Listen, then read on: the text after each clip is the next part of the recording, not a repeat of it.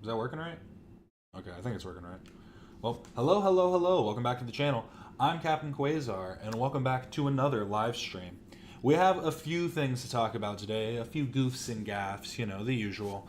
And then a new update from surprisingly Dad on LolcowLive talking about his experience with Creator Clash. I will say, it seems like he's trying, I kind of pre-watched it just a little bit, I didn't finish it, but it seems like he's trying to be like a bit more amicable than other people, so we'll see what his whole opinion is, but Keemstar's definitely laying it on thick.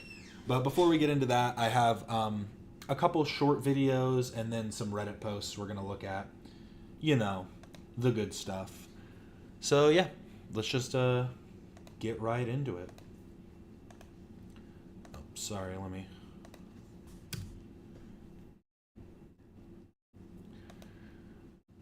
My bad, just making sure that's all on correctly.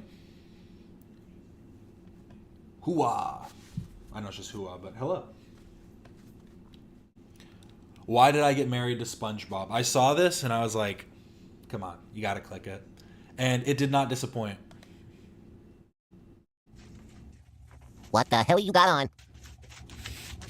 Oh, it's at 2x speed for some reason.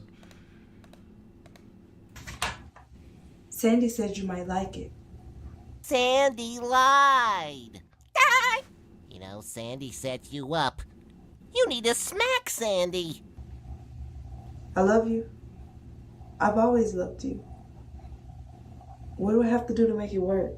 Well, you could start by wrapping up your hair at night.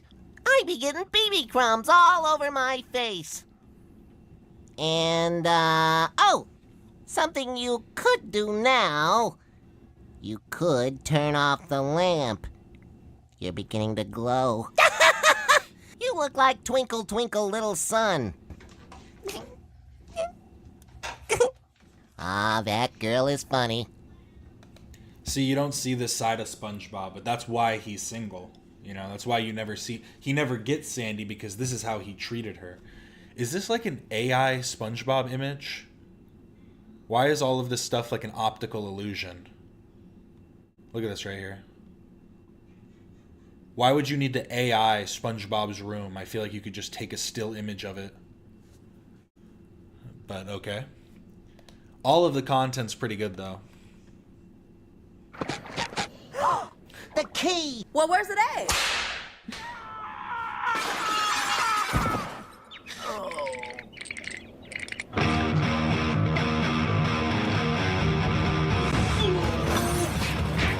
This one's too long. I'm not going to watch this whole thing. What bathroom name? I'll just say go check her out. Pretty good stuff. But in more political news, Vermin Supreme got tear gassed.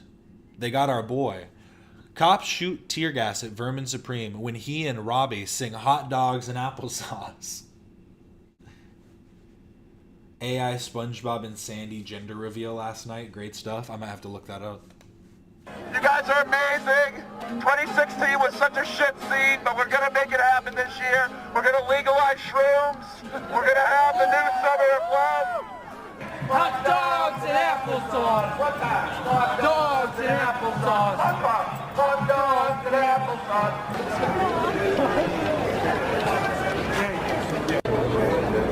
You know, it's all about the First Amendment. It's all about some people just hanging out, peaceably assembling, and obviously that's what's going on. Can I come through this way? Can I come through this way?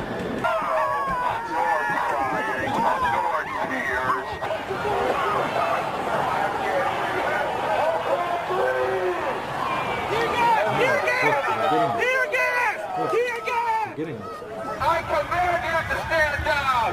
Officers, this is the President of America, and I command seizure, aggressive assault on the people! I feel like Oh, oops. I would like to be a comedian. Oh, sorry, I need to put the kitty down. There he goes.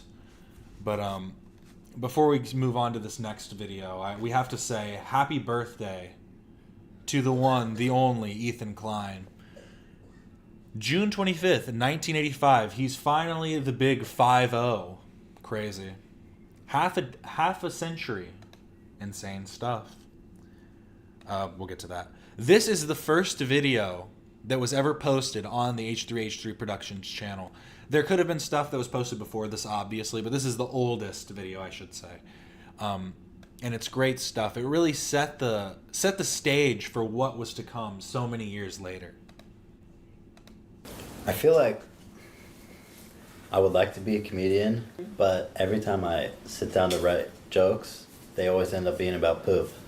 I know a lot of people I talk to, when after they poop, they have a certain way that they wipe, and then everyone who wipes that way assumes that everyone else in the world wipes the same way that they do, and they don't realize that there's a whole nother subset of people out there with their own wiping techniques. When these two people clash, it's very embarrassing and awkward. I personally, and a lot of people find this strange, I wipe my ass from the front.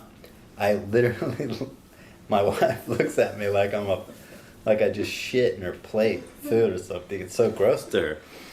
I pick up my balls and dick in my left hand, and I put my right hand I'll never forget the first time I heard on the H3 podcast Ethan tell the story of him and his friend, of when he learned that this was like there were differences in the way people wiped, but he said that he was just chatting with his friends, and they were talking about a guy who was missing an arm or missing a hand or something, and he goes, "That's crazy. How does he lift his balls when he's wiping his ass?"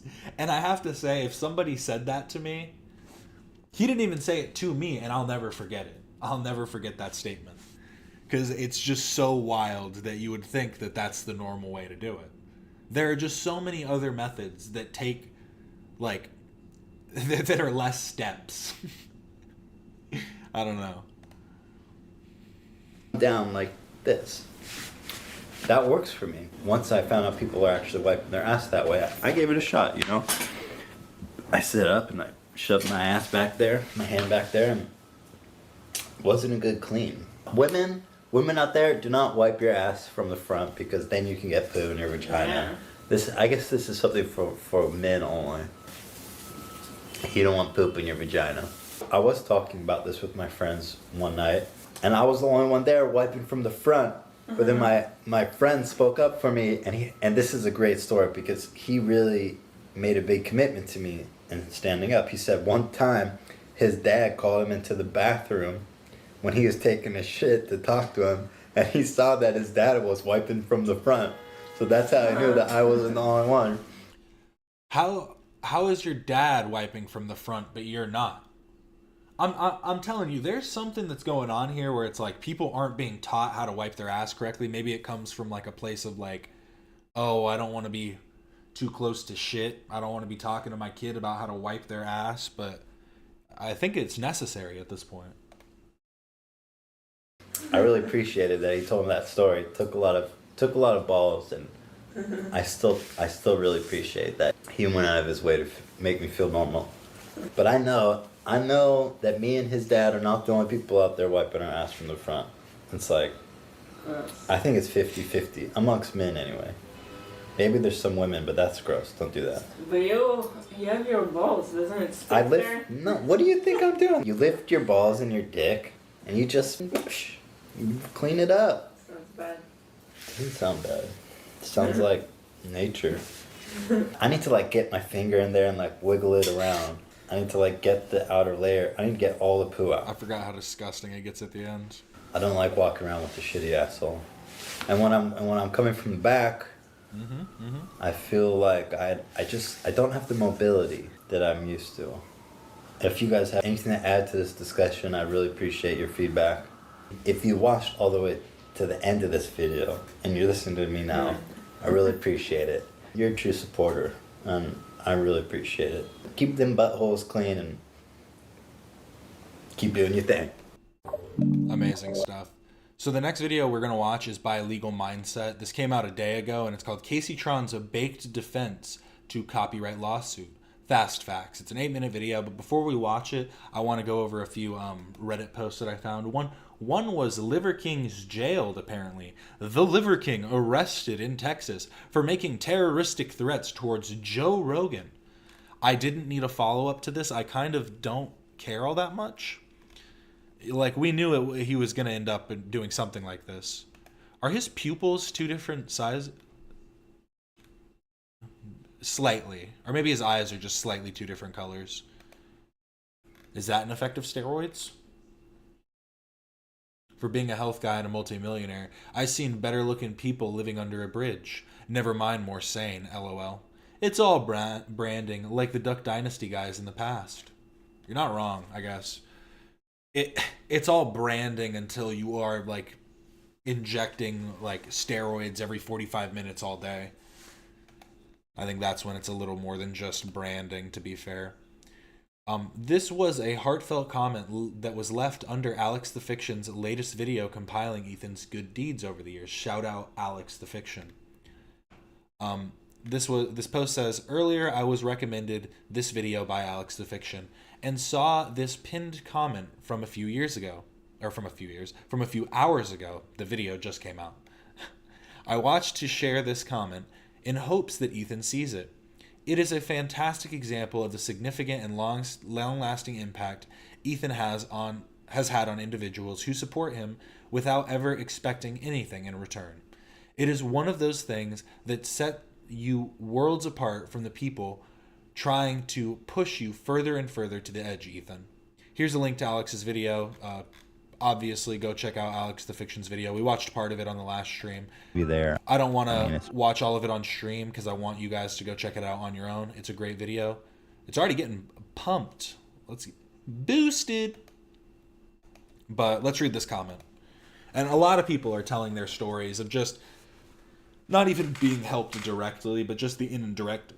Oh my God, my bad. But the indirect effects that the just community has as a whole on people. And so many people like to say that it's toxic and it's this and it's that and they brigade and yada yada yada. But genuinely, like, I just don't see it. And like, you can't show me anything that fits the like the way I always think about it. It's like this. Like, we talk about Hassan's like fan base or whatever, and that's because you can tell that they are at least of similar ideology, where if they are not a direct fan, they are like someone that at least believes in the thing that Hassan believes in. So it's like, you know what I mean? It's not a far step, you know what I mean?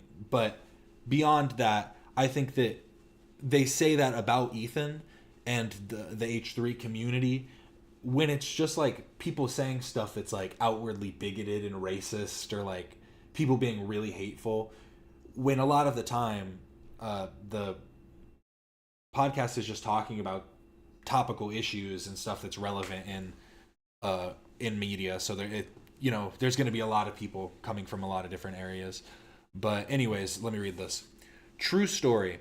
Around the time of Shredder's health problems, I was on the H3 subreddit replying in a post about how I was happy for Ethan helping Shredder, but it also kind of stung considering all I'd recently paid for my dog's problems, and that being a disabled combat veteran, that I was struggling so bad trying to keep my dog in this world. Olivia reached out to me and said that Ethan wanted to pay those bills for me, and could I send them a copy of the bills, so I sent them. They sent me double the amount I paid in bills. Like I said, I'm a disabled combat veteran. I've also got a special needs child, and I work at a center for autism. Like, I'm so broke it isn't funny. I am extremely poor most days. But because of what Ethan did for me, I was able to take that money and roll it over for my dog Buster, and it kept him in the world for another 3 years. He died just this past Christmas, but he made it to old age, and that is almost entirely thanks to Ethan's generosity. I email the podcast a thank you every year. The past year, I sent them pics of my new cats I got after Buster passed. I never get a response. They're busy, I am sure, but I still thank them. I hope one day I will cross paths with Ethan and someone from H3, because I really want to buy them a beer and hug them for what they did for me and my son. Giving us extra years with our dog was just priceless to me. I'm getting teared up just writing this reply. thinking about it. I got to be honest, when I first read this, I started tearing up a little bit too. I guess that's just the empath in me, you know what I mean? But I don't know. I think that when I think of people that genuinely seem to care about their fan base, obviously Ethan can't pay everybody's bills. He can't go around and, you know, nobody can do that. But it's nice when you see little things like this and see that it really meant so much to those people. And I will say that there will always be those other people, you know, that'll say, well, I didn't get help, so why should I care? So I don't know. It is what it is. Hello, everyone that stopped in. I was in the middle of Alex's newest video and realized you were live. I hate video parody in cinema. Alex is the go. Oh, I didn't see his new video came out. Let me see it. Let me pop it over like this. Alex, the fiction. We might need to... Oh, it was right there. Okay, I can't watch this right now. I'll watch it on Friday because it's brand new. Go check it out if you want to watch it yourself. I'm gonna check it out on Friday to not steal any views. But this is great. Great stuff. Okay. Yeah, I can't watch this right now. Go check it out if you want to go watch that. But let me continue. So before we get into this half-baked defense from Kaceytron, let's see what Kaceytron's been saying.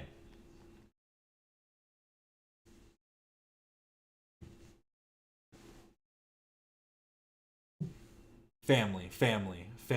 Exactly.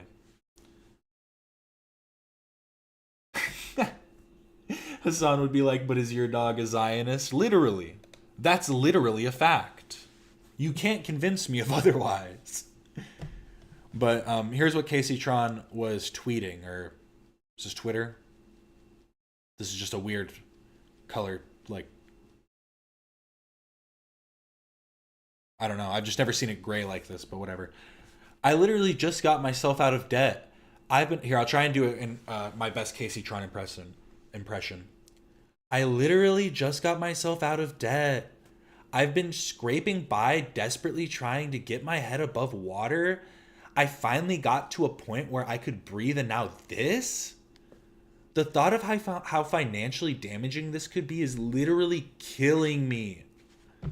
I cannot think clearly. Okay, I'm annoyed at my own voice now. I'm going to read it normally. I support my disabled father. I spent the last year helping my grandma after unexpected layoffs. I was looking forward to using my resources to help my mom build a tiny home because rent at her trailer is too high. I'm so tired of poverty. People celebrating want me dead. I don't want you dead, Kaceytron. I want you to react harder. React better. Anyway, I'm still trying to clear my head. Maybe go on a tolerance break. I don't know. Trust me, I'm high like every day, but if you need to, I'd say just maybe really clear your head. Take a breath of fresh air. I feel extremely overwhelmed and panicked. Just going through the motions. It sucks receiving this level of hate and feeling completely alone and defenseless. Feeling like my future is completely fucked. No stream tomorrow either. Sorry. No, you should stream. Why are you not streaming? Go e-beg. I'm so depressed. Give me your money. Give me your money. I'm so depressed. Give me your money.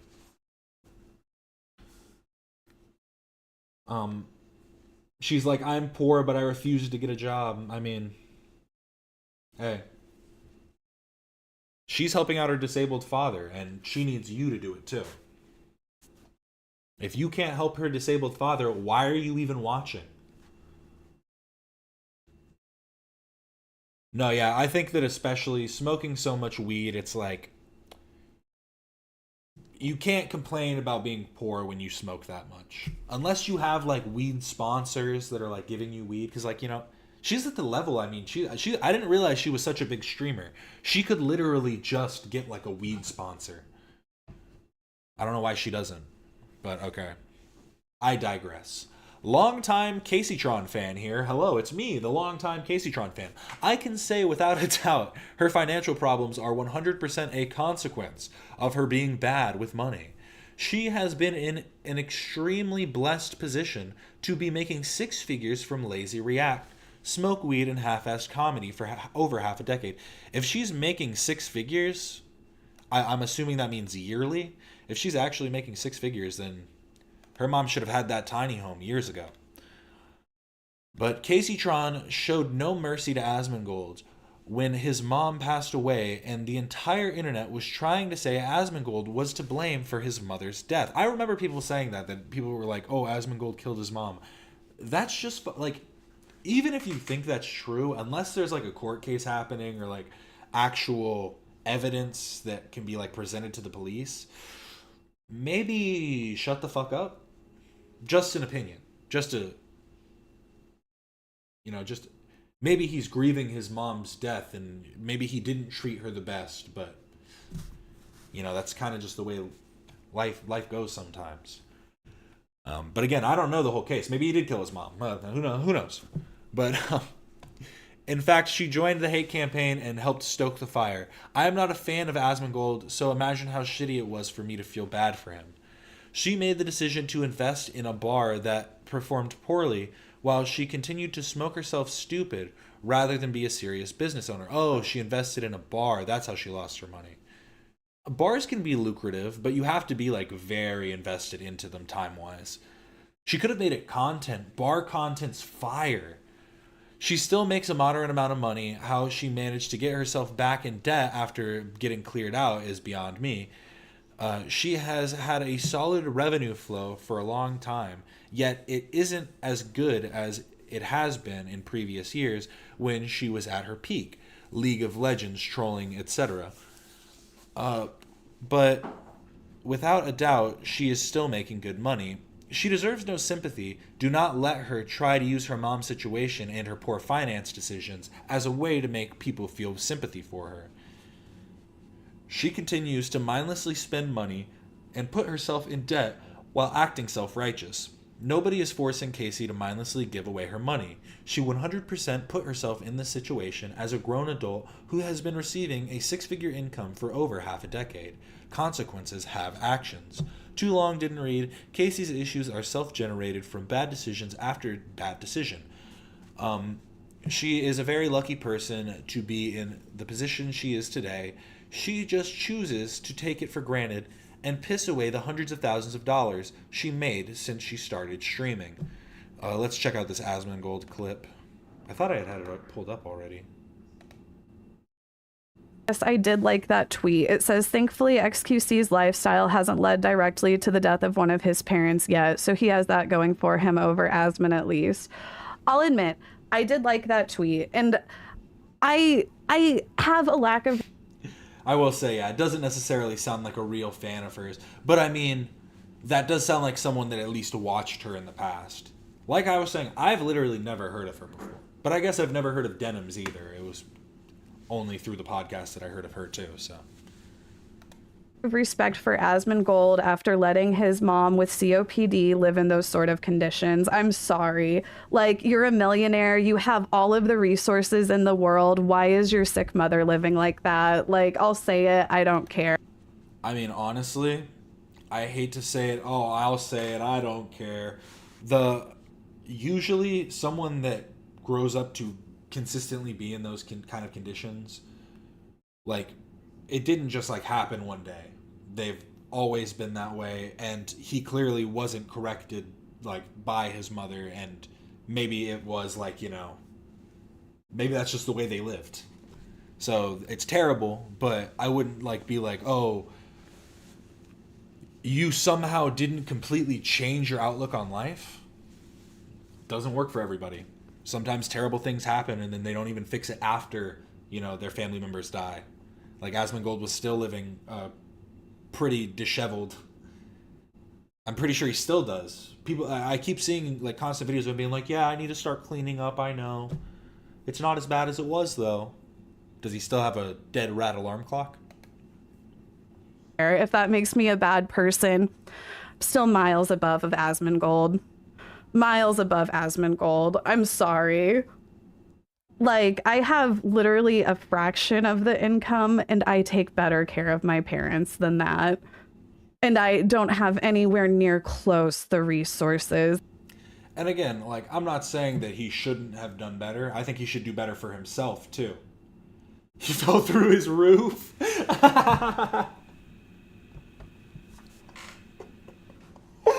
No, exactly, though. Like, he should be doing better for himself. But, oh my god, he actually fell through his attic. Is hilarious. Is there a clip of it or something? Or is there just, like, a video of him, like, recording his ceiling? Oh, that's amazing. But, like, obviously, I think he should do better for himself. But I'm not going to, like, if he were to die because of the, like, conditions that he lives in, I'm not going to look at him and be like, oh, look, what did you think was going to happen? Like, you know what I mean? I would still feel bad for him and still feel like, damn, it sucks that somebody would, you know, allowed themselves to degrade in such a way. But I don't know. That's fucking hilarious. He fell through his ceiling. You know, never fix it, Asmongold. That's great content.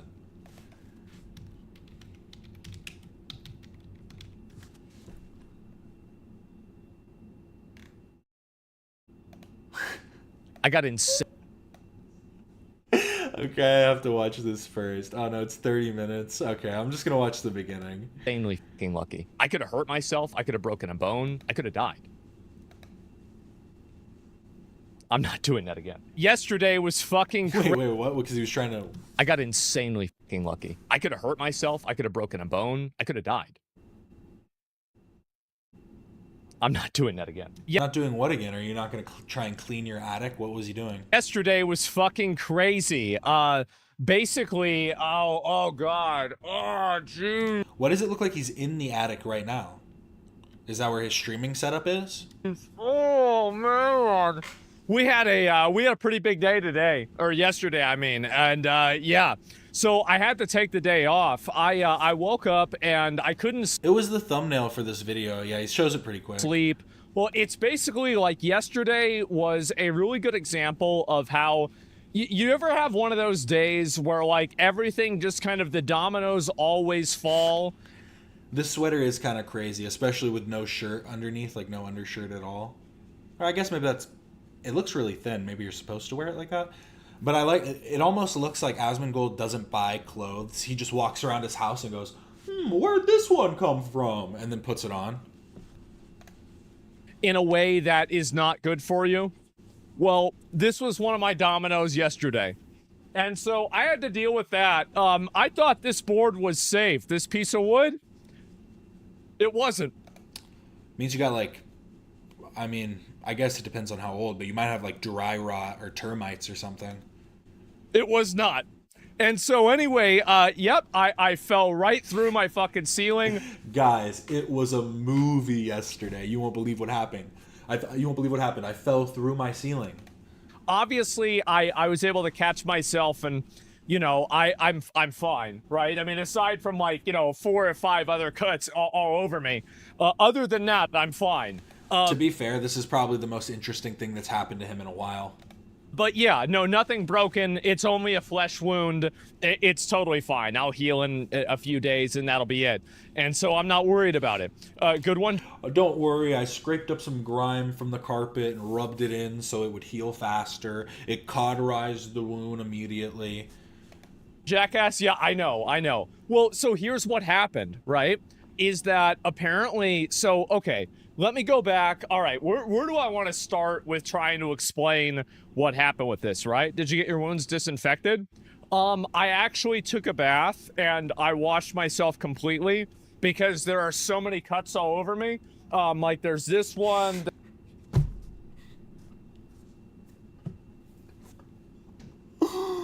Did you disinfect the wounds? Did you clean them properly? I took a bath. I actually took a whole bath. There's that one. I didn't just wet my fucking face in the sink. What are you talking about? I think there's one over here too. I don't know if you can really see that one very well. Where is it? There's like some like little bit, maybe a tiny little bit there. Not a whole lot. And let's see. I'm trying to think. Is there any other ones? Oh yeah, my leg is cut up. Let me see. Can I show you? Yep, there it is. Legs cut up as well. But the fact is, I mean, that's nothing. I mean, really, that's nothing. It's not even a big deal. And so anyway, dude, no, it's totally fine. You're right, it isn't a big deal. I'm done watching this. He's just yammering on. Yeah, he needs to go to the hospital. I mean, he's probably healed up by now. I feel like Asmongold would be one of those guys that you see in like third world countries who have like broken forearms that are like just completely snapped in half, but they're like using it to like hammer something. Like, you know what I mean? They're like it healed fine, and it's just like flopping around, like one of those wacky guys outside of car dealerships. But let's get back to Kaceytron, what we came here for, which is Kaceytron's a baked defense of copyright lawsuit. Fast Facts by Legal Mindset. Let me give him a subscribe.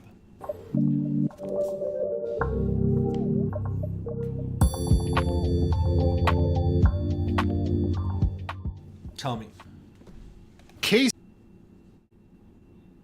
Kaceytron is attempting a baked defense in the lawsuit involving copyright infringement, which has been filed by Ethan Klein of H3H3. So we're going to get into that today. Okay.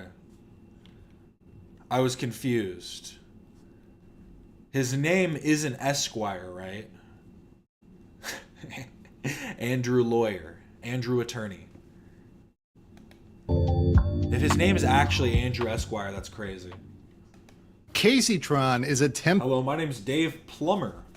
A baked defense in the lawsuit involving copyright infringement, which has been filed by Ethan Klein of H3H3. So we're going to get into that today. This might really be his name.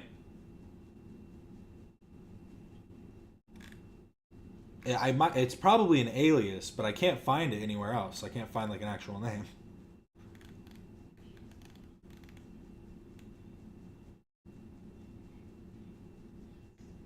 No, his name is literally Andrew Esquire. Okay, we'll leave it at that. I mean, that's his name. He was born for this. Kaceytron is attempting a baked defense in the lawsuit involving copyright infringement, which has been filed by Ethan Klein of H3H3. So we're going to get into that today and why that will absolutely not work, no matter how high she was, and explain a little bit about copyright law, of course. This is a Legal Mindset. We teach you to be your own judge. I'm Andrew Esquire, American attorney living in Asia. This is a Fast Facts premiere, a quick and dirty version to get out to you with the latest news. And of course, I am still on vacation. I'm in a Oh, I'm sorry. His name is actually Legal Mindset. My apologies, Mr. Mindset. Andrew, for short. different location.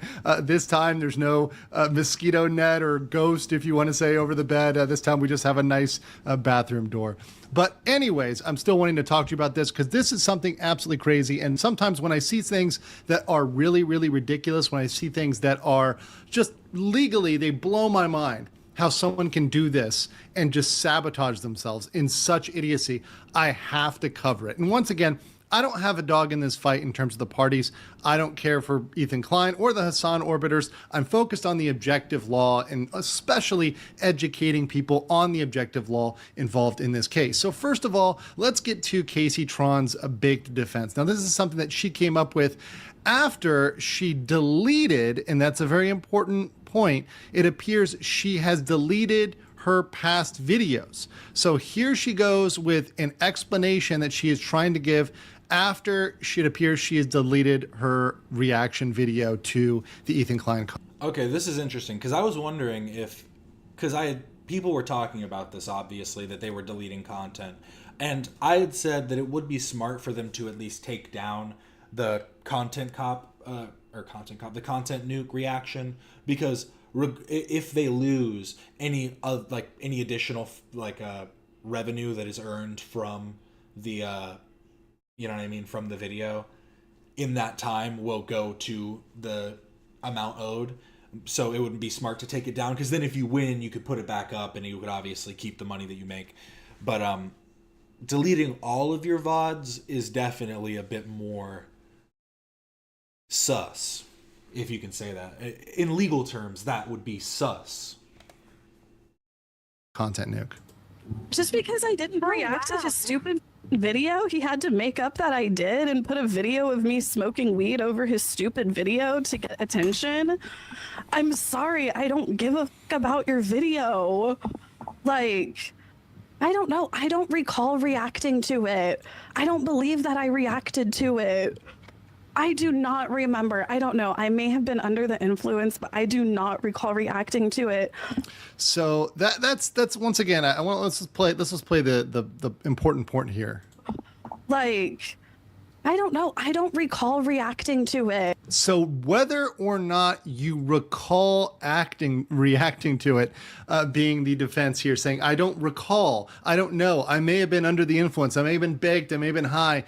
Does that work? Well, of course, I've got a nice PowerPoint to explain to you guys. I don't think we need a PowerPoint, my friend. You could just be like, that doesn't make any sense because you still committed the act. If you murdered somebody in a, in a fugue state, you would still be tried for some form of, homicide. Might not be murder, might not be, you know what I mean? You get what I'm saying. That, because of course that's what I do here, Legal Mindset. We educate and we entertain. So we're going to get into PowerPoints are entertaining. We know that. Law, and can she raise that as a defense? Well, it turns out absolutely not in this case. So copyright. I think she's in the clear. When Kaceytron walks into that courtroom and goes, "Hey, what's up, Your Honor? You want to hit this shit?" The judge is gonna go pass that shit over and fucking take a fat rip of her blunt and then be like, this fucking Ethan Klein guy's a pussy, and then he's gonna flip it, and the judge is gonna be like, you now owe them $1 million each and mod status. It focuses on the act of copying and distributing work. So the focus with copyright is, did she copy or distribute work without permission, without consent, without being authorized to do so? And copyright is strict liability, which means mental state is irrelevant. You can do it, you can do it in any mental state, and it doesn't matter. It's strict liability. Did you or did you not do it? So that's one thing. Now, when it comes to damages, like once you've been found liable for this, yes, then there could be a certain amount of maliciousness that factors in there. And certainly the judge might consider. I don't understand how she can smoke that much and still get high. Well, that's the thing. She doesn't still get high. So that's why she smokes that much, because she's trying to get high, trying her damnedest, but all she's doing is just forgetting everything. She's just killing brain cells at this point. Consider that when looking at the damages portion. However, for whether or not you did it, that's strict liability. Hey, did you do it or did you not do it? You did it. Whether or not you were high and did it, or drunk and did it, or forgot that you did it because you were too... Nightmare blunt rotation? What are you talking about? Kaceytron, Denims, and Frogan? That's the dream blunt rotation. That would... That's how you get thrown into a marijuana-induced psychosis.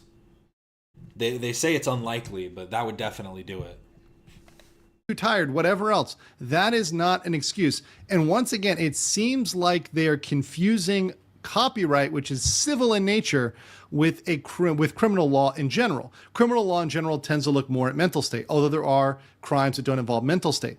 And this comes up because we see the defenders bring up entrapment, something I have thoroughly debunked already on this channel. Entrapment, something that only applies in the criminal context to police, law enforcement. It absolutely has no relevance here. Same thing with I was high, intoxication, forgetting. It's not a defense, and she can't raise that and say, hey. Well, I think it's smart to just clearly always make the distinction that it's just, it's criminal versus civil, because people want to go, oh, police force.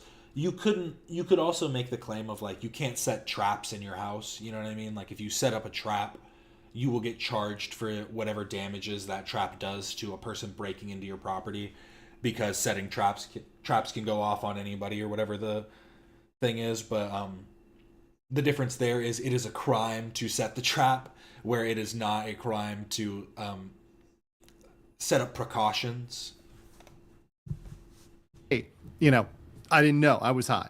But beyond that, she may be getting herself in huge trouble with spoliation of evidence. That's something, maybe it's a new word for you guys, but spoliation of evidence is intentional or negligent, which means you're doing it willfully or you're doing it recklessly without thinking. It's destruction, alteration, or hiding of any evidence that is relevant to a legal proceeding. I will say this. I don't know if Kaceytron will fully settle before the break is over. I think she might try and talk to Ethan or something, like get in contact with him and be like, what can we do? What is the set? What would a settlement look like? And then that will make her like more pissed off or something, and it'll just fall through. It'll just end up being more content from there. Because I could see her being the only one that actually at least tries to see what the settlement would look like. And I just don't even know, what would Ethan settle for at this point? Like, what would be like if they wanted to settle outside of court? Once a person knows that a lawsuit has been filed, they know there's something pending against them, there is a duty attached, a duty engages to preserve the evidence and not destroy it, alter it, or hide it. And if you mess up with this, if you're found guilty of evidence spoliation of evidence, there can be sanctions, there can be fines, they can have your court pleading struck, or you could have a default judgment. So Kaceytron, in picking up this defense, it appears has not only not had a defense, because this defense is not going to work, but beyond that, she may have gotten herself in trouble by potential evidence spoliation, by essentially deleting the evidence. If she's gone out and said, oh no, I'm going to try to hide this video, I'm going to try to private this video, Wait. Flushing my drugs is also a crime? Shredding my fraudulent tax documents is a crime? Fuck. I'm going to try to get rid of this video. Now you've dug yourself in deeper, Kaceytron, and this is the point where people need to, during lawsuits, shut up and talk to their lawyer. And the problem with most content creators is they don't know how to shut up. They don't know how to just be quiet, not talk, stay off the internet, stop responding, and just let your lawyer take care of it. And that applies for a lot of the folks in this, which are continuing to comment. Oh, it's spoliation?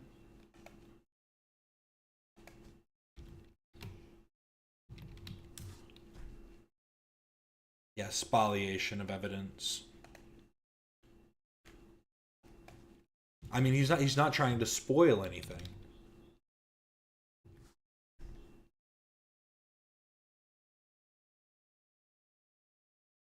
Or I guess they're both words? Oh, okay. Yeah, it's just a... I think it's just a different alteration of the same word. Post on social media, rant in their chats about this lawsuit, when really they should be shutting up. They should be real quiet and saying, hey, look, can I talk to my lawyer? Can I get out of this? Because there is potential for them to fight this. There are arguments they can make. However, their lawyers are going to be put on the back foot the more they do things like this. The more Kaceytron, Denims, and Frogan decide to run their mouths and talk about this and make up stuff and make comments on this, the more it's going to put them on the back foot. But content creators cannot help themselves. They feel they have to say something on social media. They have to get on their platforms. And I would not be surprised if others have issues with this. Another area where there may be issues. I just realized his camera has tracking for some reason. He like moved to like an inch to the right, and then his whole camera like recentered. Watch. They feel they have to say something on social media. They have to get on their platforms. And I would not be surprised if others have issues with this. Another area where there may be issues is involving the Reddit thread, right? The H3 Snark Reddit thread. As another lawyer mentioned, they may be subject to discovery insofar as they might have been working with Denims, Frogan, Kaceytron, and there may have been communications between them. I was going to say, this feels like some kind of underground bunker, right? He said he's in Asia somewhere, but it's like, are you under Asia somewhere? If there are, that can be subject to discovery, which means you have to turn over all emails, text messages, etc. And if they've been deleting messages, if they've been going in and looking at their contacts between Reddit and between these content creators, and they've been deleting, hiding, or otherwise trying to maneuver them or change them, that could also bring penalties down on them as well. And I think a lot of the people involved in this just don't know anything about the legal process. They have not engaged an attorney, and they're absolutely courting for disaster. They have not engaged in attorney. Does that sentence make sense? Maneuver them or change them, that could also bring... Is this guy a fraud? Bring penalties down on them as well. And I think a lot of the people involved in this just don't know anything about the legal process. They have not engaged an attorney, and they're absolutely... Oh, they have not engaged an attorney, not an attorney. I just heard him wrong. Okay, sorry. Absolutely courting for disaster. However, we're going to have to see how this plays out. I am going to be going through a full readout of the actual complaints later this week. We'll probably do it over the weekend once I get back from vacation, but I hope you guys enjoyed this. Let me know what you think about this case so far, and let me know what you think, who's going to come out on top, what's going to... I do like the idea of a lawyer being like, let me guys, let me know who you think's going to win down below. Who do you guys think's going to... Who do you guys think has the W?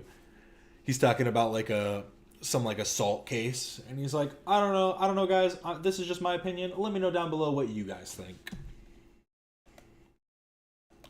So now I guess I can just jump over here. I had gotten the right part for us to start on.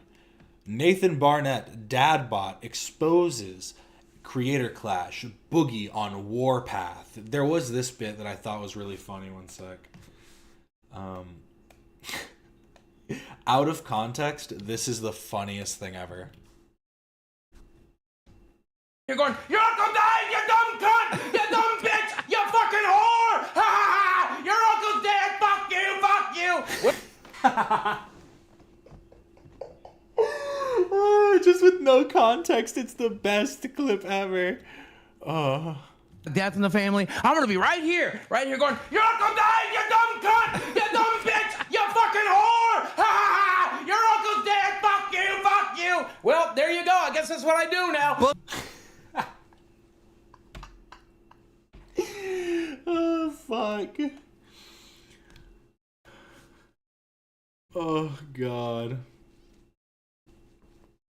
What did you think of that part? The reason, okay, I'll explain now. Now that we've got our good laugh in. Basically, Boogie called out, all right, let me get to the right part. Come on. I don't even know what this argument was about. What? Boogie was coming at these two because he thought she was being abused. Because her boyfriend was yelling at her, like screaming at her. And he's like, that's verbal abuse. Like, just definitionally, that's verbal abuse. And they're all like, no, actually, I'm okay with it. And then their arguments started being like, sometimes, she said, I'm bipolar. Sometimes I need to be yelled at. Let me see if I can, or I guess I could find it in the transcript real quick.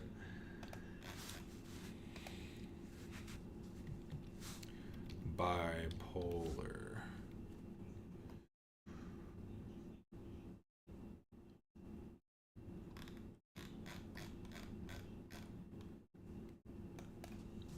Scream at me.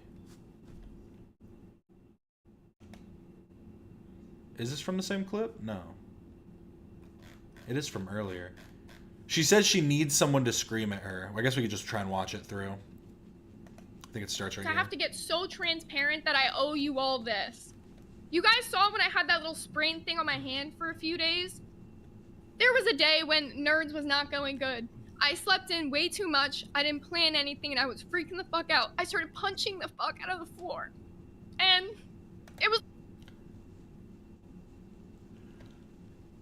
We all get angry. We all get upset. We all have our moments. But we gotta try our best not to throw tantrums.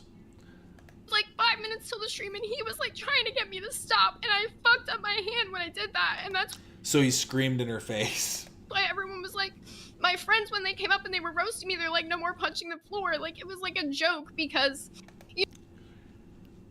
If you're genuinely in distress so much that you're like lashing out in that way, I know I'm a bit joking saying like let's not throw tantrums, but if you're genuinely having like a visceral reaction in that way, you need to speak with somebody, frankly. But I think realistically, the people around you should also be people that you can speak to that probably shouldn't just be joking about it as if it's normal, because that isn't like a super normal thing to do. You know, I freaked the fuck out and I punched the fuck out of the floor, and he was like trying to get me to stop. He's like yelling at me, and he's like, please stop. And then I jump immediately. Shut up, Boogie. Oh, hold on. I have the opinion. So let me tell my story because you told yours. I have the opinion that yelling at you would not be constructive in that neighborhood. So you don't know. Shut the fuck up. We get that opinion. Holy Second while she fuck. finishes. So then from there, I immediately jump. That happened on the floor right here, right in front of where my cat stuff is. I jump right to the PC chair. I start setting up OBS like in a frantic, like just a paranoid like attack. And he's yelling. He's like, stop. He's like, do not start the stream like this. He's like, do not do this to yourself. He's like, you don't ever want to put this out there. And I was like, I know, but I was like, I can't. And I just jumped in the live on air, and he was still saying like, stop, stop, don't. And then everyone was like, what's going on? Because I'm just like crying, I'm sobbing, and I was like, he's yelling at me. I'm panicking. But me saying he's yelling at me wasn't saying he's yelling at me and treating me like shit. I was saying all the things that were going on in my brain at that time because I was having a fucking bipolar episode, to be honest. And you know what actually does calm me down? Somebody yelling at me and fucking grounding me sometimes, because I can be a fucking idiot and I will start... It's just like, I understand sometimes people need to be stern with you, but there's a difference between being stern with someone and screaming at them. So I don't know the exact instance, but I did think this was kind of a weird point to make, to say, I'm freaking out, so I need him to scream in my face. Everybody deals with things differently. That is true. That is true. But in a moment, like in a moment of overstimulation, I don't think that adding more stimuli is going to necessarily help in most circumstances. This does feel like Fish Tank Live, doesn't it? This is what it's turned into. Who are any of these people? I know Billy the Fridge, and this is Boogie, but he's not showing his face. He's probably shirtless laying in bed. Throwing things. I will start hitting things. I will start being violent to myself because I have problems. Same. I completely fucking understand. I completely fucking get you, Zay. I have BPD. Bipolar and BPD are very fucking similar. I mean, not really, but okay. I am the same fucking way. I mean, they're similar so like in so much that any other like any other number of conditions are similar, I guess. Somebody, but I would say the differences are where they matter. To fucking yell in my face, to ground my ass. Bitches, shut the fuck up! They want to be yelled at? I think they're right. Hey, Desi, come here for a second. They want to be yelled at? Desi, come here for a sec. Can I talk to you? That's why Boogie did this, though. One sec. I think they're Let's right. I think they're right. Is that a green light to just verbally abuse Zay Zudit and Batgirl? We're practicing now. So here, you remember, how do I treat you normally when you cry and stuff? Do I hold you and help you through your... Well, Zay Zudit's convinced me. I'm going to scream in your face that you're a dumb fucking cunt from here on out. Is that good? Let's do that. She's right. Zay Zudit and Batgirl say the next time you're having an emotional breakdown over your chicken dying or family issues, like you just had a death in the family, I'm going to be right here going, your uncle died, you dumb cunt, you dumb bitch, you fucking whore, ha ha ha, your uncle's dead, fuck you. Well, there you go. I guess that's what I do now. Boogie. Thank you, Zay. I was doing it wrong. I was hugging her and helping her. I was comforting her. I must be the dumbass. I don't think she's actually sad. She looks perpetually sad. Why'd you bring up the dead uncle? What the fuck? What is wrong with you? Well, I'm saying the next time she's crying, that's the last time she cried was her uncle died. I need to yell in her face. The last time she cried was when her uncle died. I have to yell in her face. What? That's been clipped. It was. I loved that clip. It was my favorite. But now we're gonna watch the Nathan Barnatt dad dad talk. We could watch it from the beginning, but I gotta be honest, when he first comes in, it's literally him just going like, Keemstar, I love what you're doing, bro. It's looking amazing. I saw Boogie getting buried alive. It was great stuff. And while that's, beautiful, truly beautiful stuff, I do think that they were just trying to get Dad to do, Nathan to do his own LolcowLive podcast. Because they've definitely fallen off quite a bit. But that's definitely what the beginning of the podcast felt like, is just them trying to get these numbers up, pull in anybody that they can. So they're pulling in the scraps from old YouTube. Look at all these shows. All these shows for what? This one gets the most. This one's like their second biggest, and it still only gets like 10K views. Hey, I want 10K views, don't get me wrong. I want to get there. But if your big special guests are Nathan Barnatt, we kind of see the trajectory, I have to say. Dad, I made a lot of bad decisions. You don't understand, right? I knew if I got Wings and Boogie to box that it would go massively viral. I knew it, And right? it did. But that was Wings who boxed you. Yes, he's the one who beat the living shit out of me. Dad, I saw that. But Dad, here's the thing, all right? I had Anissa and iDubbbz and fucking all these people saying Keem is a psychopath and he's going to try to get these guys killed, right? You are a psychopath, though. You know that. They could have died for sure. But I mean, we got medically cleared and everything. Every step of the way, we did it right. So here's the thing. In my opinion, when I was watching that, I was like, they don't have enough skill to really hurt each other. The ref would stop it before that. But you just never know when one thing can go wrong. If you're like getting your head hit, my arm went numb. That's actually why I couldn't come on your show last time, because my arm goes numb frequently. It has happened for the past like 15 years. And I was sparring whenever that was, a couple months ago, and when I get hit sometimes, it pinches. So something like that could have happened to you, and you're telling me your doctor's like, you will die if you do this. But this is the tightrope I had to walk on, right?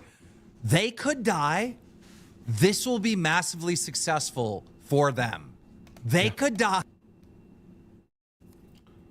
But either way, it's massively successful for you. This is what I was talking about. Is the beginning is kind of just him talking about the whatever the boxing was that Keemstar did, and the way that Boogie and Wings fought. This will be very good for them.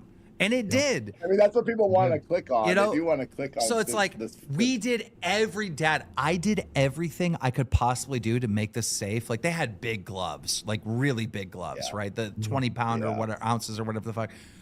We went through I had them doing all these medical tests, all this stuff.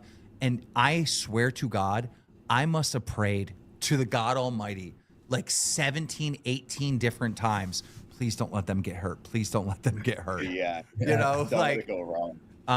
But yeah, it is risky. You have to admit, and that's why I think Ian and Anissa definitely want to play it smart and safe. And I loved how they were at Critical Clash 1 and 2. They checked in on with us a lot, and they wanted to make sure, because like no one, if something happened to one of the fighters, it would be on them, and it would be horrible. So there's that reason, but also you just don't want anyone to get hurt. And like Critical Clash is a very good group of fun friends. That's what it feels like. It feels like a party. It's kind of like a nerd.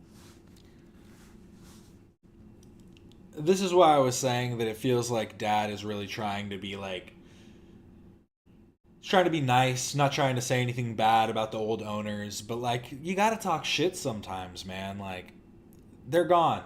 He says it later on, like, they're gone. They're not a part of it anymore. So why do you feel this need to be like, oh, but they're good people. We're just a bunch of friends. We all get along. A lot of other people have talked about how there was like such a lack of communication. You can't act like you're all just buddy-buddy when everybody else is going like, we never heard anything about this. We never knew about what was coming next. Like, every situation, the gala, the how the donations were getting paid out, like how they're the 34% or whatever the fuck, or was it, that number is way wrong. Whatever percentage that Ian and Anissa originally got, like, there wasn't very good communication. So them checking in just to see if you're having to bail out because you got injured seems like the most It's not even the bottom of the barrel. It's the So like when you have that energy and you're setting up the event, you like don't want those people to get hurt and regret signing up to your thing. So Well, you want them to get that's hurt why they just the probably would right have amount. said not to do it. But I was- Misfits is a little bit like, you want to get in the ring? Come on, let's go. Are you prepared? Who cares? Get in But there. I was a little confused, and it bothered me that they were criticizing me for running Wings versus Boogie when, I mean, they had some very rough mismatches. Sam Hyde called them out for some crazy mismatches that they set up, right? Where I felt like they should, take their own advice. And also iDubbbz himself. But you know, as a promoter, it's hard to get a perfect match for every fight because otherwise you wouldn't have a card. So you try your best for sure. But I mean, and like I'm not saying it was a bad idea for you to fight Boogie. It was obviously you were fine, and like you're not. It's not like a pro is punching you. So yeah. I mean, well, I'll be honest with those gloves. By the way, I got worse from my mama when I was 10. Like shit. But my opinion is you can say that you care about safety. Hardcore. Safety, but your actions speak different. Like there was a horrible mismatch when the guy that replaced Froggy Fresh, right?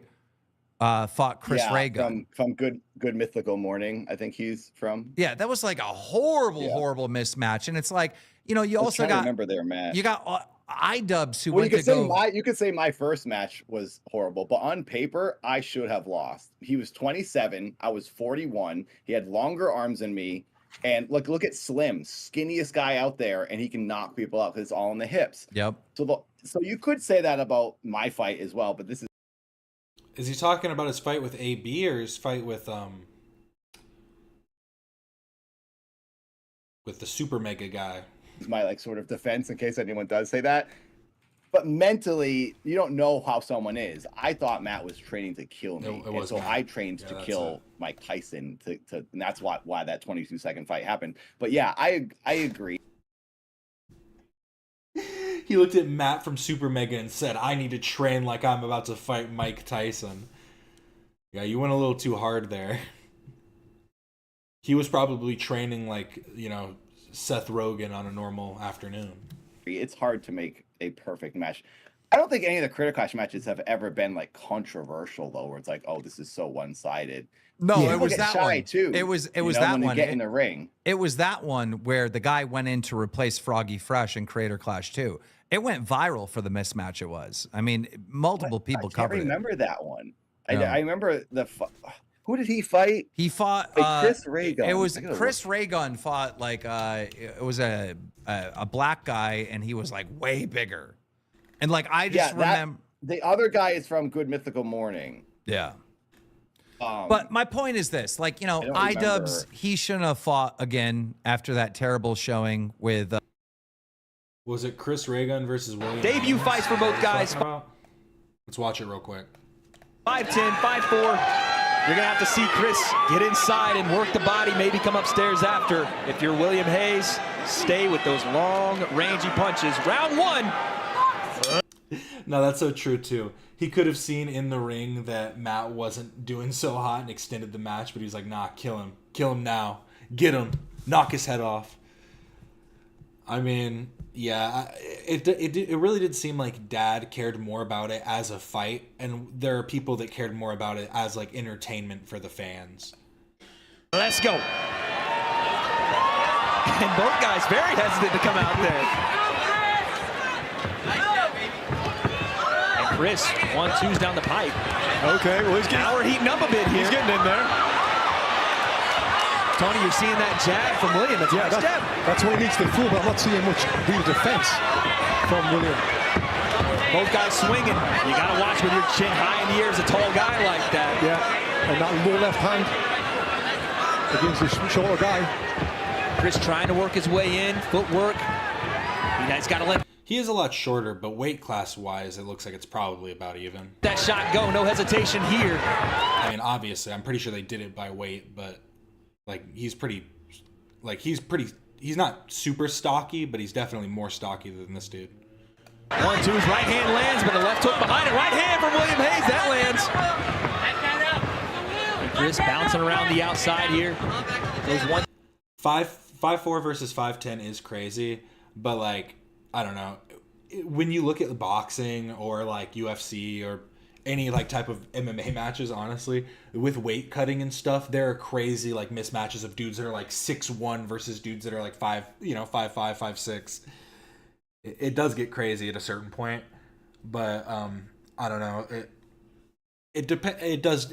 Like Dad was saying, there are just certain people that are just better fighters, though.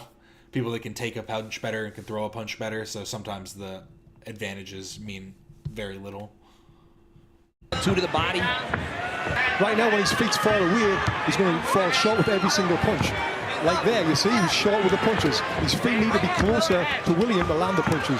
Throwing some combinations there, but William fires back 1s and 2s. Oh, right hand, but then he gets clipped with a left hook. Right hand again, William Hayes. Back and forth we go. Referee warns him about shots in the back of the head. Jab is keeping him right at bay like the Tampa we're in. My goodness, right hand again from William Hayes. 10 seconds left, round 1. Oh, short right hand and drops him. That right hand. I will say, Chris Ray Gun really isn't doing bad. It genuinely just seems like he doesn't understand that he needs to keep his range because he's fighting the taller opponent. Like, he starts off with it, but then he immediately tries to get inside and just gets... puts Chris Ray Gun down. The first knockdown of Creator Class 2 goes to William Hayes. He set up lovely behind. Our Raid Energy replay is showing, boom, that short right hand that put Chris Ray Gun down just for a split second. Thing like that, not on Moist Critical's watch, but a right hand again from William Hayes. It's perfect advice from the corner, from that jab to set up your right hand. Single jabs, double jabs, then throw that right hand. And a nice, again, short right hand from William Hayes as well. What you're trying to see here, if you're Chris Ray Gun, is how you maneuver getting hit with those right hands over and over, how you maneuver away from the power. Oh, goodness. He needs to move away from William's right hand. He needs to be moving to his right. Oh, man, but he's getting stalked right now. But also great power. We talked about it in round 1. Yeah. Oh, there's a right hand. There's something. Oh, does William Hayes actually box? I mean, to be fair, Chris Ray Gun, I think, has the better like stance on him right now. You can tell he's a little jumpy. Chris, you're gonna have to mix it up, man. You see, don't get me wrong, it's not great. They definitely both have some level of training though, but these little baby punches ain't gonna do anything. Come on, Chris. And Williams is taking shots here. Yeah, nicely. Yeah. But Chris is moving to his left where he should be moving to his right. Absolutely. See? What? And Williams is taking shots here. Nicely. Yeah. But Chris is moving to his left where he should be moving to his right. No, he should be stepping around his lead leg. Who are these fucking commentators? Absolutely. See, he's stepping to his left. He's walking straight to that right. Never mind, he is right. He was talking about Chris Ray Gun's left. I thought he was talking about William Hayes' left because he was trailing around the left at first. As William comes forward, right hand again. He's catching him on the chin. This is bad news. Referee taking a look. That's it. That's over. Okay, you didn't need to stop it there. Come on. He was eating them. Comes forward, right hand again. He's catching him on the chin. This is bad news. Referee taking a look. Let me at him. Literally just hitting them with these over and over again. That's it. That's over. He got him. I will say that wasn't as crazy as Keem's making it out to sound.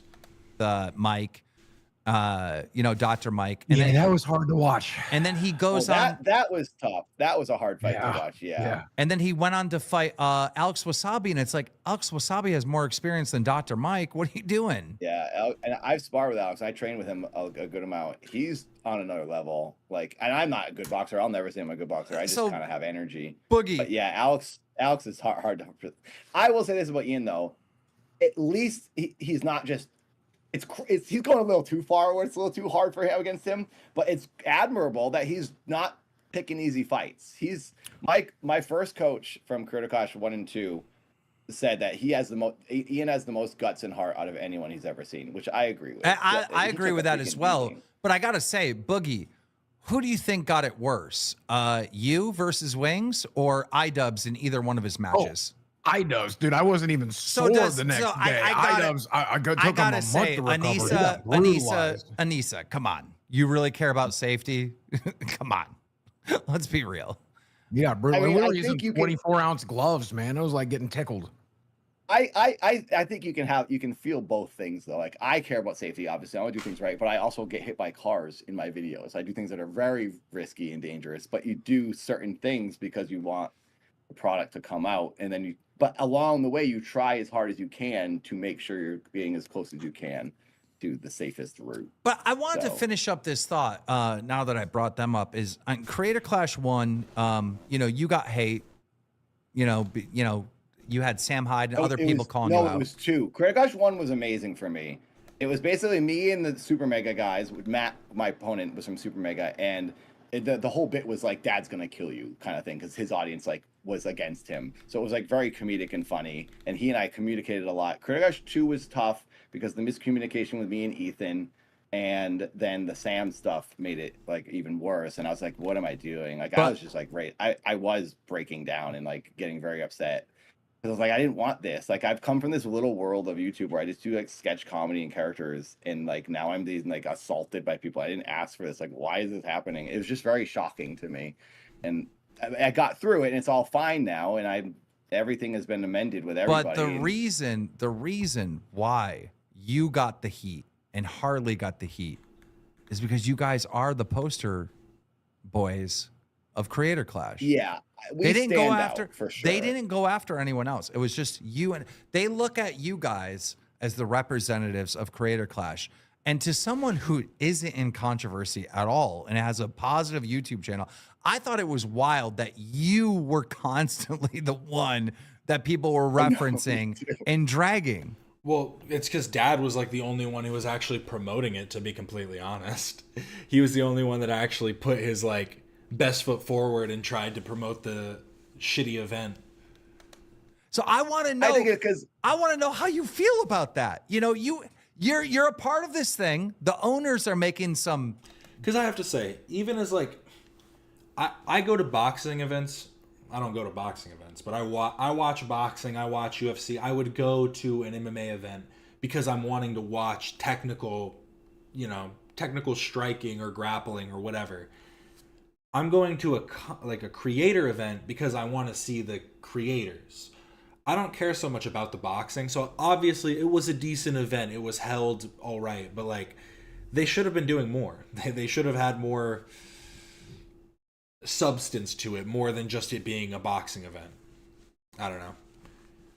I feel like it was lacking something, but that's just me. What have I ever done with my life? Dumb decisions, right? That cause controversy, right? Yeah. And then you take the heat for it. I don't think I took the heat for anything anyone else did.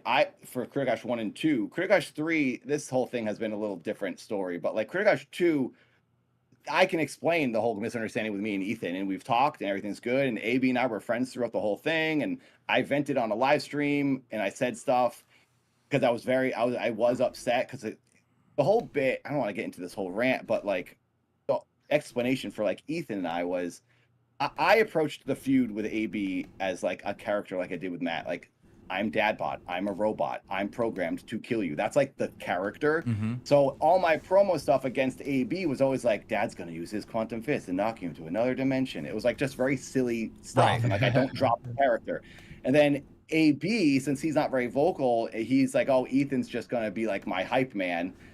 And then Ethan just started saying stuff about Nathan Barnatt and like my acting career, and I was like, "What? This is the bit we're doing now?" And I didn't want to like acknowledge that stuff and be like, go along with it and make that the bit. So the whole time I kept going, "Dad bod will kill you, please, Ethan." I'm thinking, "Please, Ethan, go along with this bit I'm doing." And then Ethan just kept doing Ethan was doing his bit that he does with Oliver Tree, and it's really funny when they do that. And I've cried laughing watching him and Oliver yell at each other. But it didn't work with me because I wasn't doing it back to him. So we're both like trying to do different bits. And then I got emotional and I got... I mean, expecting somebody to go along with your character is like... I feel like that's rule one of like method acting, character acting, the Andy Kaufman Sacha Baron Cohen type thing, where regardless of what they are trying to do or like how they are trying to interact with you, you have to keep your mask on. You have to keep the whole bit going the whole time. Even if he is coming at you like about Nathan Barnatt or something, you just start joking about it and being like, you know what I mean? Start talking about how how Nathan Barnatt is like a piece of shit or something, and then people will think that, oh, like we don't actually think that, and why is he saying that? Oh no. Upset because my feelings got hurt because he was talking about stuff, and then a girlfriend, one of my best friend, had passed away sort of recently during that process. And it got mentioned, and their chat was kind of coming out. I mean, I was just so like not myself, and in my I don't remember that at all. If that happened, that's pretty bad. But my head so much that I just like. Can you explain that a little bit more? Because the way he made that sound is almost like Ethan was like making fun of his dead friend or something. Sort of recently during that process, and it got mentioned, and their chat was kind of coming out. I mean, I was just so like not myself and in my head so much that I just like broke down. Or maybe he means. I don't know. It almost sounds like that's what he's saying, but maybe he just means that it got brought up like they were happening in tandem, not like they were I guess tandem would mean they're working together. But I just mean like, you know, maybe they were happening parallel to each other, not necessarily like he brought it up in reference to that, so it got him out of his own head. On a live stream, and that blew it up. It was a mess. It's over. It's all good. I have no hate for Ethan. I've sent him like joke things. I will say, if Ethan actually did say something about his dead girlfriend, that is very fucked up. Recently on Instagram, so like we're good. AB and I were friends the whole through the way. That's that whole situation. I wasn't even referring to that. Out. But the other thing with Sam just was picking people that he could make fun of, and he's getting views, and that's his thing. Yeah. And that ended when I said, "Please stop." But I wasn't even referencing that. I was just referencing when Creator Clash gets attacked on Twitter, right? They seem to come at you and Harley. Oh, I don't know. I don't have Twitter, so I don't see what's going on anywhere. All right. So we're talking about two different things. All right. Sorry, I was going back from 2 years ago to stuff with me and Ethan, which is all long over now. Yeah, no, trust me, when Creator Clash 2 failed, you got drugged. They dragged you hard. After Creator Clash 1, after Creator Clash 1, when Sam Hyde was banned, you got a lot of shit. You may have not seen it. I saw it on Twitter. On Creator Clash 2, when Froggy Fresh was kicked out, you got a lot of shit leading up to it. Now, your performance was so good that the shit all stopped, right? Because you went viral. You were a standout at the event, right? Yeah. But now we're in... Well, it went viral because Joe Rogan reacted to it and was like, oh my... This guy's beating up his son. It was like, dad beats up... Why does it lie? It's a dad beating up his son. This is disgusting.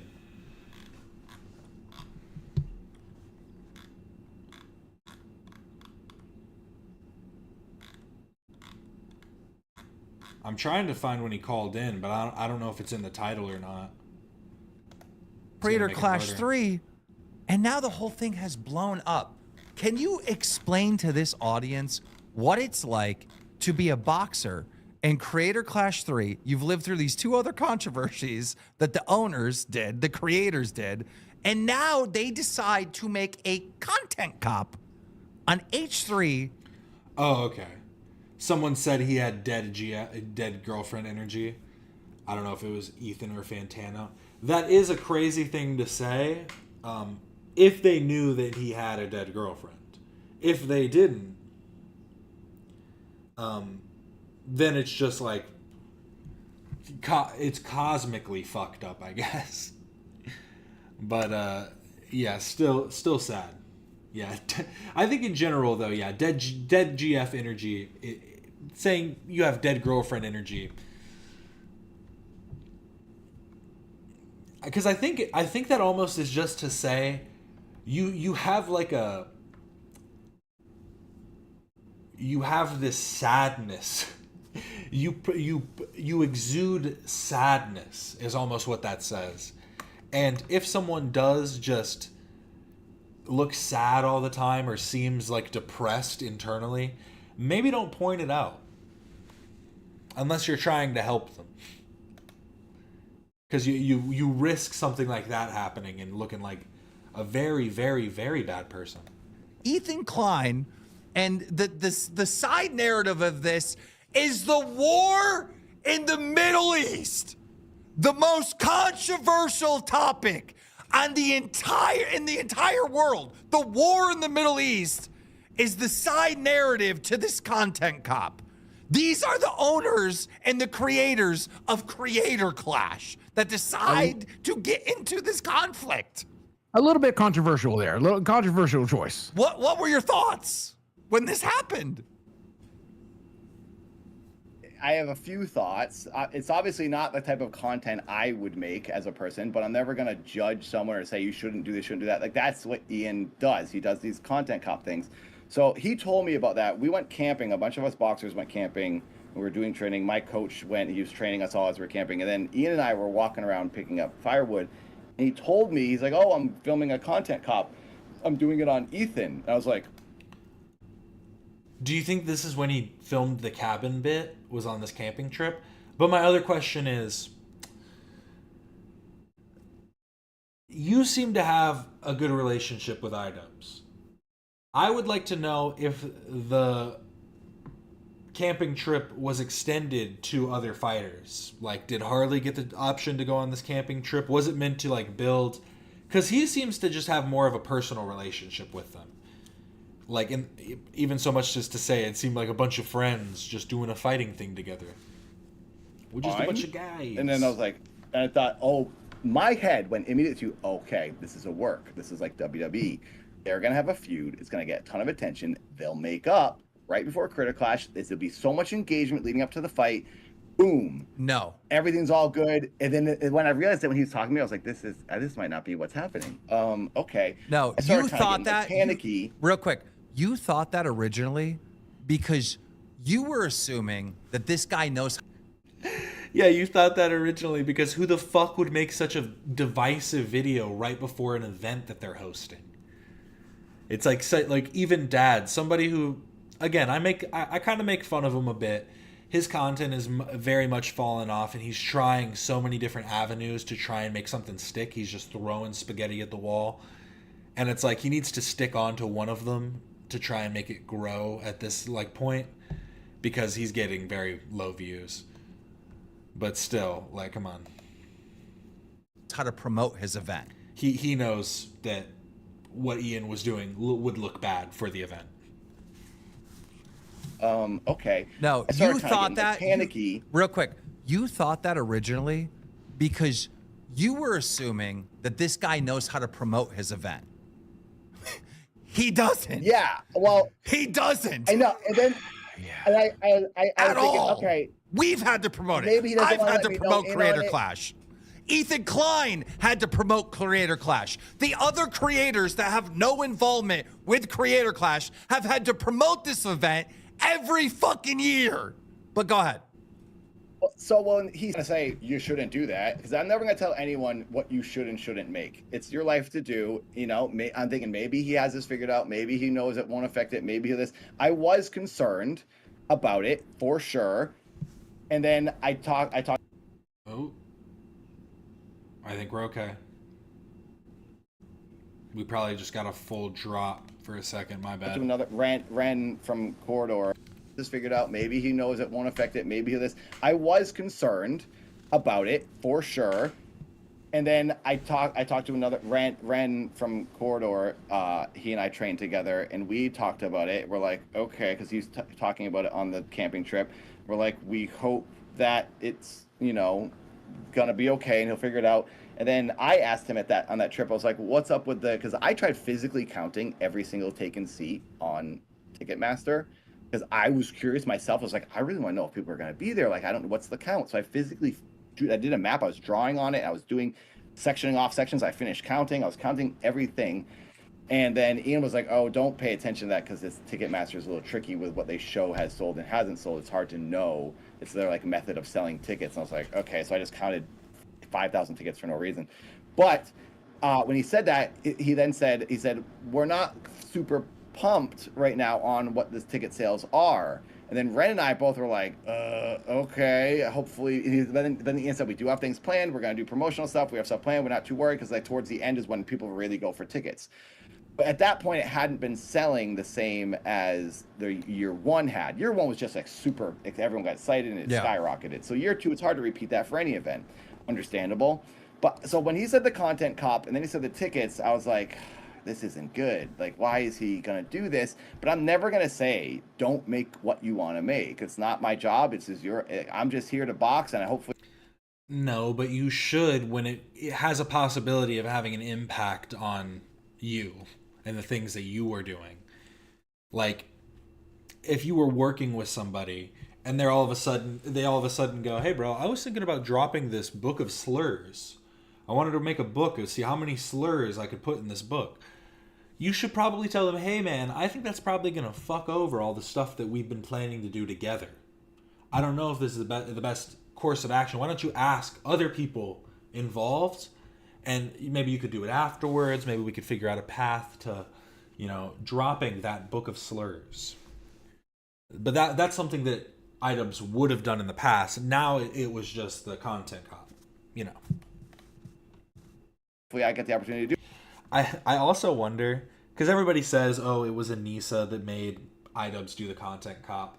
But do you think that Anissa or iDubbbz, whoever, when they decided to do the content cop, it was because they were like low-key butthurt about being fans of Hassan?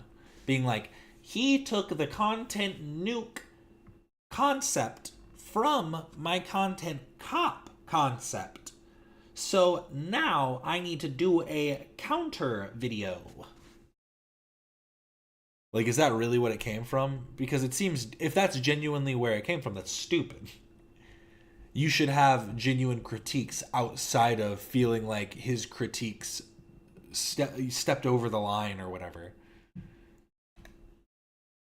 Do it, but I was nervous I wasn't going to get the chance to do it because my whole thing for me is like, I'm 44. I have to box. The big reason I'm on this podcast right now is because I really want to fight on Misfits. I want to do Creator Clash 3. I'm talking to Mams yesterday. I'm trying so hard to get on the next event because I only have like this tiny window left to do this. I'm having these neck problems with the pinched nerve. I see spots now, like flashes a lot from sparring this. Dude, you are going to die in the ring. Don't fight. My arm gives out. I can't feel anything in my arm, and sometimes my vision just completely. I go blind for 5 minutes. What are you talking about? Don't try and do more boxing events. Go to a doctor. Just fix your content strategy, your streaming strategy. Like, come on, man. This year, and I'm like, oh my god, the window's closing. And my girlfriend, like, I really want to get a house, and I need these checks to like get that house. I want to get out of this safe and go move in a house with my girlfriend after I propose and to have a happy life. But I have to do it now. But so Dad, listen to me. Hey, I usually tell people you have time, but I will say at 44, you're still thinking about proposing to your girlfriend and getting a house. You might be at a now or never kind of point. But this is what his channel is doing currently. Oh, didn't see that. But 7 days ago, he's getting like 1 to 2K, 3K. This one has almost 7K. But it's because of my boxing and Creator Clash 3 update. That was from 4 weeks ago. But yeah. This movie is a mind fuck, literally. But we'll get to that later. The movie Demolishing Man begins with a dark image of the future. 3 years into the future to be. I think he doesn't realize, it doesn't... Nathan, if you see this, my friend, my good pal, Nathan Barnatt, you don't need to do characters for everything. If you want to do a movie review, do it as Nathan. Be Nathan and do a movie review. People won't be upset about that. I think more people are upset about clicking on a movie review and hearing it in some kind of character-like voice. But he's also doing live streams. His live streams get about the same views as his videos, surprisingly.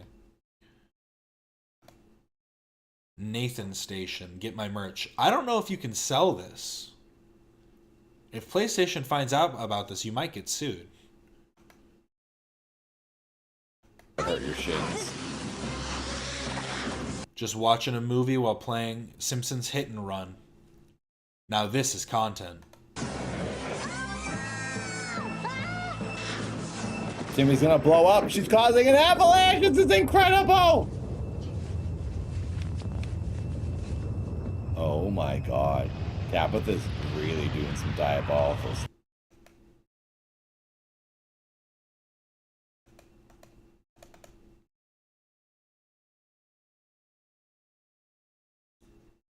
This live chat isn't loading. This is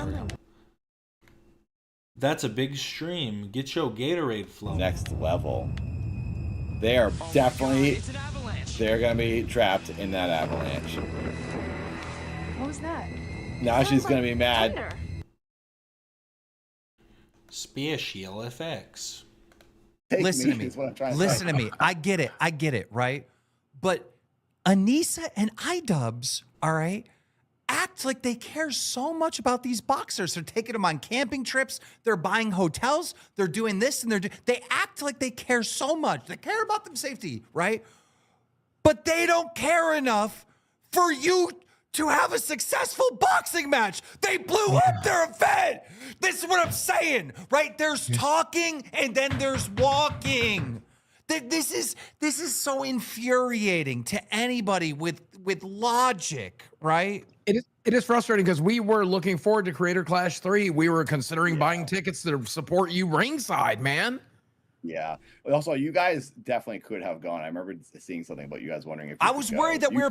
I will have to say, I have to say it. Watching some of Nathan's content made this like podcast seem much more invigorating. It has so much more energy. And they blocked me. No. They blocked me on Twitter because I criticized them banning Froggy Fresh, right? I know no one would have. I know no one would have stopped you if you would have gone. But they're Yeah, they care about the wrong things. That does seem to be like the issue is that like Keemstar has decent ideas, but they're always like half baked and then end up like coming out completely fucked up. Like no one's gonna publicly say They blocked me on Twitter because I said I missed the carefree fun iDubbbz that just ate trash, ate fucking. Well, Boogie, of course they banned you for that. What the fuck does that have to do with Creator Clash? Or are you saying Ian and Anissa? Because to be fair, you guys were talking shit, so like I understand why they would block you, but also I do think it's petty to block anybody. I would only block like non-creators who are spamming me with bullshit, because at that point it's just about clearing the feed and not allowing in spam. I know no one would have. I know no one would have stopped you if you would have gone, but no one's gonna publicly say. They blocked me on Twitter because I said I missed the carefree fun iDubbbz that just ate trash, ate fucking chicken nugget. Like what I enjoyed. Oh yeah, they're just two losers who thought they'd become the cool kids if they did Creator Clash and invite all these creators to and throw parties, etc. That is basically what it is. Like the kid that tried to win over all the cool kids by by throwing a big party, threw a big house party while his parents were out of town, and they ended up trashing the fucking house and then leaving him, and then ditching him and being like, "Figure it out, dog." It's basically that, except they decided to leave the house and everybody else has to clean it up. That guy, I enjoyed him. What was I offered? Wait, I gotta get this out. I gotta get this out. I realized that was a bad example. They basically invited a bunch of people to a house party and then destroyed the house themselves and told everybody else to clean it up. I had that backwards. Okay. I offered my services, all right? And I have a long track record of doing live events, doing gaming events, and they've all been wildly successful, right? I offered my services to Creator Clash for free. For free. And I think it was around the beginning of Creator Clash 2. No, we're good. Pride cometh before the fall.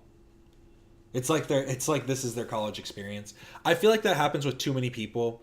Like too many people peak in high school or in college, or they never got a peak in high school or college and are trying to either relive those moments or create those moments. People that never even went to a homecoming or a prom or anything and are trying to figure out a moment where they can dance with the person they love because they're never going to get proposed to, or their wedding ends up being shit. But regardless, it's like they're trying to create these scenarios when in reality what you should be trying to create is a level of stability so you can create like a localized community of people you actually care about, not just online but like locally, to uplift yourself and your community. I don't know. That's just me though. No, we're good. Okay. Well, but you gotta understand, you and Ian have a long history of like beefing on each other and hating on each other. It's weird. You guys have a history that yeah, and took money from charities. That part we forget about that. We can toss that to the side. No, we're good. Okay. Well, but you gotta understand, you and Ian have a long history of like beefing on each other and hating on each other. It's weird. You guys have a history that makes your relationship rocky. It can't just like flip the switch. I think you could flip a switch and be like, yeah, that's over. We're done. Whatever. He tried. But I would be hesitant if this person made fun of me my whole career to be like, well, should I trust this guy? You can't blame them. I think they just wanted to do it on their own. No, I do think it'd be nice for everyone on the internet to bury their beefs that they all have and everyone just gets along. Yeah, wouldn't that be nice? Wouldn't it be nice if around the world everybody put down the guns? It's a pipe dream. I'm just kidding, but I mean, obviously nobody wants like conflicts especially in something as trivial as like internet beef. But like no one side can be the one to put down, their arms or whatever. It has to come as like a mutual decision, and that's like the most difficult thing you can ever do.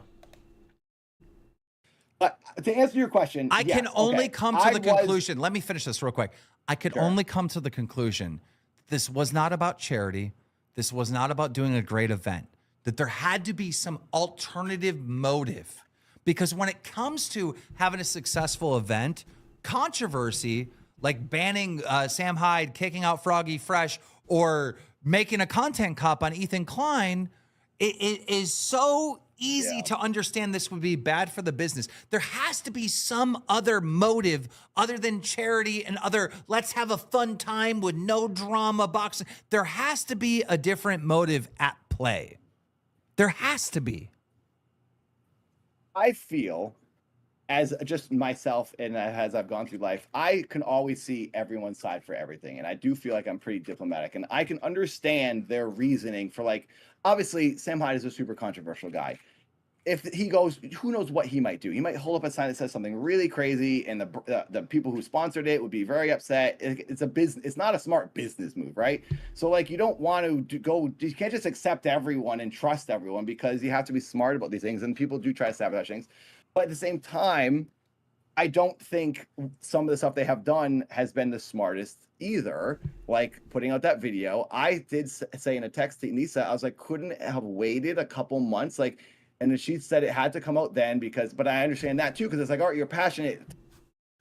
He really is just trying to give them too much credit, being like, no, but like they really cared about that. Like that's the thing is, when you really care about something, you can't just push it off.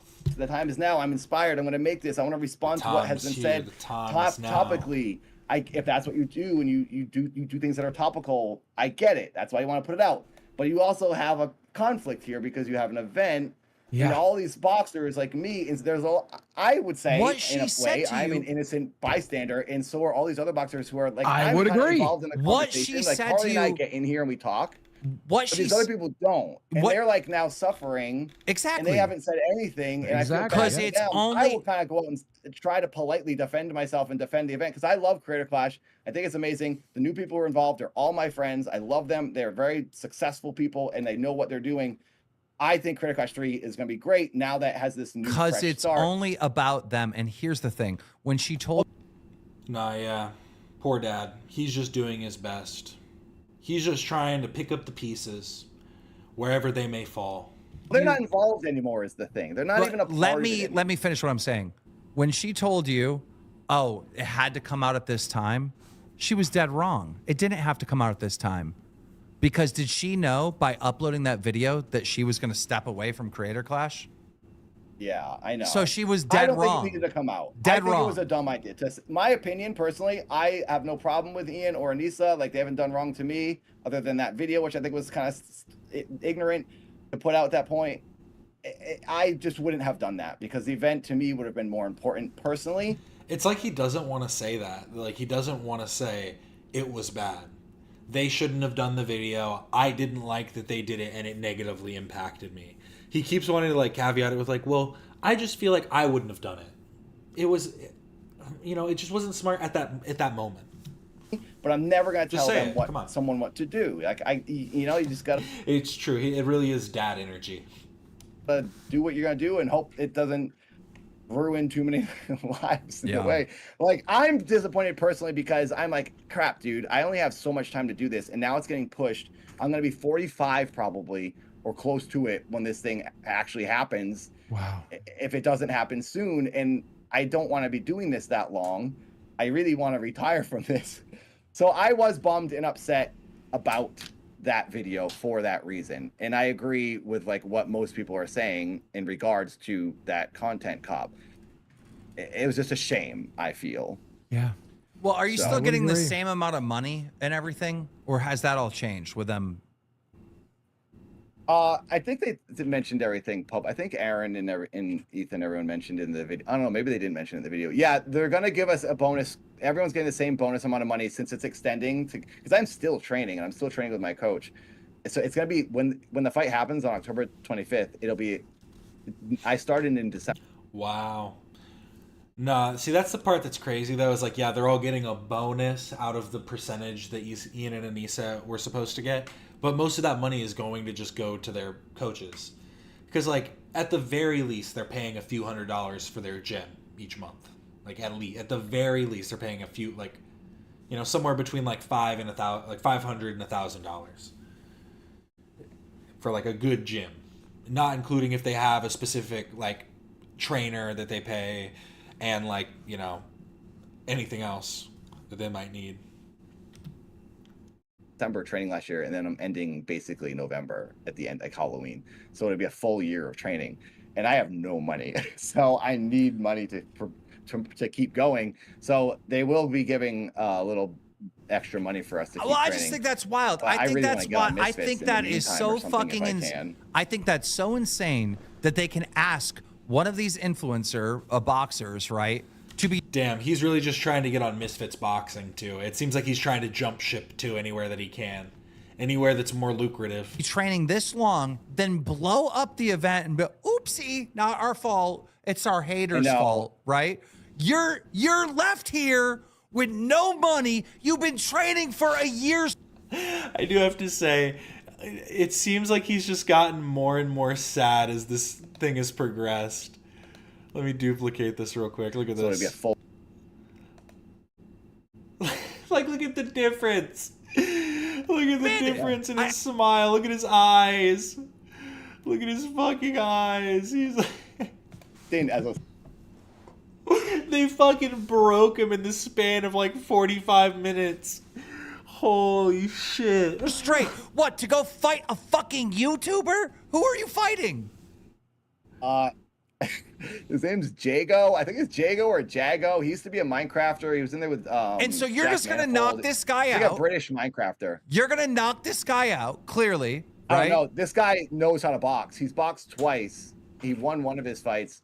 He's also like 26 or something, so, and I'm 44. So it will be a challenge, this fight. I didn't even really want to do this fight, honestly. I had Nexpo was at Criticosh 2, and that was the natural build, and he was on camera, and he and I have a natural history. Dad and Nexpo have a beef that we've been doing for a year. It would have been a great. iDubbbz, Anissa, you care about your influencer boxers. You care about them so much. Give this guy 10 grand. Give this guy 10 grand. No. That's what I got Give paid. him $10,000. That's what I got paid. No, I'm serious. No, I'm serious. well, I'm gonna I could get help money you for out. training for I this could next help you out. Ethan could help you bit. out. There's a million people that can help you out, right, Dad? But the person that owes you money for all your time and all your troubles is literally Anissa and iDubbbz. Give him 10 grand. Give him $10,000. He's been training for a year. He's went viral on You see him shake it off right there. He agreed with him. He went, yeah, No, I can't. It's like he's fighting the werewolf inside of him. Give him $10,000. He's been training for a year. He's went viral on Creator Clash 1, Creator Clash 2. This guy has taken so much shit just because of your mistakes, because he's the poster boy. He's the guy that goes viral, right? He's the guy that helped build Creator Clash. And now he's over here suffering? Well, this is bullshit. Give him $10,000. I demand $10,000 for Nathan Barnatt, aka Dadbot. I demand it. Yeah. I absolutely demand it. It's ridiculous. I don't want money that it's not. I don't want people just to give me money. It's ridiculous. Everyone did the same thing. I trained. I fought. I did my fight. I did promotion. I happened to go viral. That would be the thing, though, is you're like their star, and you're still like the bottom of the roster, right? Like Creator Clash. Where is he on the roster? Let's see. Matchups. He is literally the bottom of the fucking roster. And he has been their biggest fights. Like, dude. Come on. It's not, I can't control that. It's insane. We just need to make this content cop so bad, even though it's going to completely fuck you over. And then they're going to preach that. Hey. You can take the Keem out of the drama alert, but you can't take the drama alert out of the Keem. They care so much about these influencers. You know how much shit I got when they're telling people I don't care about Wings or Boogie? Motherfucker, I gave them 10 grand! Donate, great show, but need to kick him out. Dude. The thing is, they're not a part of Someone said they're tired of this. They're like, fuck him, bro. Turn this shit off. Motherfucker, I gave them 10 grand! Great show, but need to kick him out. Donate, great show, but need to kick him out. Dude. The thing is, they're not a part of Creator Clash. This is something I want to say to the internet. I know the tell them on Twitter right now. $10,000. I want Dad to get $10,000 from them. Go ahead. They don't have to give me anything. I did what I was supposed to do. They paid me for what I did. I did the See, Alex, that's exactly the problem, though. Anissa doesn't respect Dad at all. I don't even care if you respect him. You can think, oh, this guy's such a dumbass. His characters are so cringy, yada, yada. It is what is lucrative for your business. Pride cometh before the fall. They really thought they could do it all themselves. They didn't need anybody's help, that they could just pick and choose who they wanted to, benefit. No. You either all grow together or you leave it crumbling to dust. Dust to dust. Same as everyone else. Ashes Just to because ashes. I go viral, I can't control that. I got that backwards, but whatever. Third parties can't control it. I shouldn't get extra money because something I did got views more so than someone else. That would be unfair. But I just agree. YouTube rewards people for going viral. Every other platform does. Why not them?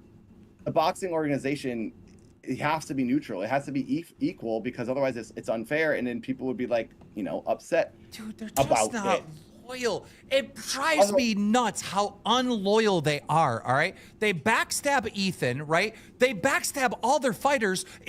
They caused the problem, and then they're like, hey, guys, we're distancing ourselves. Okay, you know what that means? Just so you understand, Dad, that means everybody that actually fucking likes Anissa and actually loves iDubbbz, the people that are still their fans, are not going to support Creator Clash. They have fucked you twice, Dad. Wake up. But dude, they're not a part of Creator Clash. Exactly. So their fans are not going to support Creator Clash 3. They fucking fucked you so bad by leaving. Calm down, Keem. Calm down. Take a breath. They fucked him, not you. No, I will say this. Yes, they were controversial. What was happening was bad. I think the smartest, most logical thing to do was separate. They had to. Otherwise, this would just be like a dog pile. And now I feel like as people are trying to keep hating on Creator Clash and they're not really involved, so people are looking, the internet in general loves to beat the dead horse. Creator Clash is a I gotta be honest. Who would want to be friends or do business with them? I think that they really got lucky in the first Creator Clash using iDubbbz as this big name associated with it, being like, oh, it's iDubbbz, the huge YouTuber, the multi-millionaire. And they squandered the one opportunity they had to make it a good event. And again, like I said, you could say it was it was good. The first one was profitable. But they didn't know how to leverage any type of, because any type of minimal success you can leverage for the next event. But they somehow had a decent first event, completely squandered everything, and the next one lost so much money. Absolutely insane. Bunch of innocent people at this point. The promoters, and they got people like this who are willing to like put down their like career for it, basically, like put their career on the line to stand up for it in every regard, and they still just throw these people to the side. Are involved and the fighters involved have nothing to do with any controversy. We just want to box, we just want to put on an event, and we want to do what we did in Craig Gosh 1. But it's like the You're so right. Nathan Barnatt, dad, the original DILF. internet won't let us do that. Well, the shout out to wants to ruin it because it's fun to make things burn, and it's a bit unfair to the people like us who are training so hard. But again, I don't think it's the internet that burnt this down. I think it was that content. I think that That's what I content think. cop started the fire, but now everyone's really enjoying the fire, and we should let the fire burn out and let this new event, which is separate. That's fair. Yeah, I it's a bit- actually, now we're personally, the ones who did nothing wrong that are getting affected. Like Ian I and actually- Lisa are gone. I Yell at personally them feel on their like personal stuff. I personally feel like I'm glad they're gone from it because. I completely agree with Dad. We shouldn't be hating on the fighters so much. The event it's going to be what it's going to be, and this will probably be the last Creator Clash. But I think that what people are mad about is people aren't saying, oh, look at this piece of shit event. It's, look what you did to this event. Look what you turned it into. Look what your involvement did. And not you, Dad. You're a wonderful man. Daddy Pooh.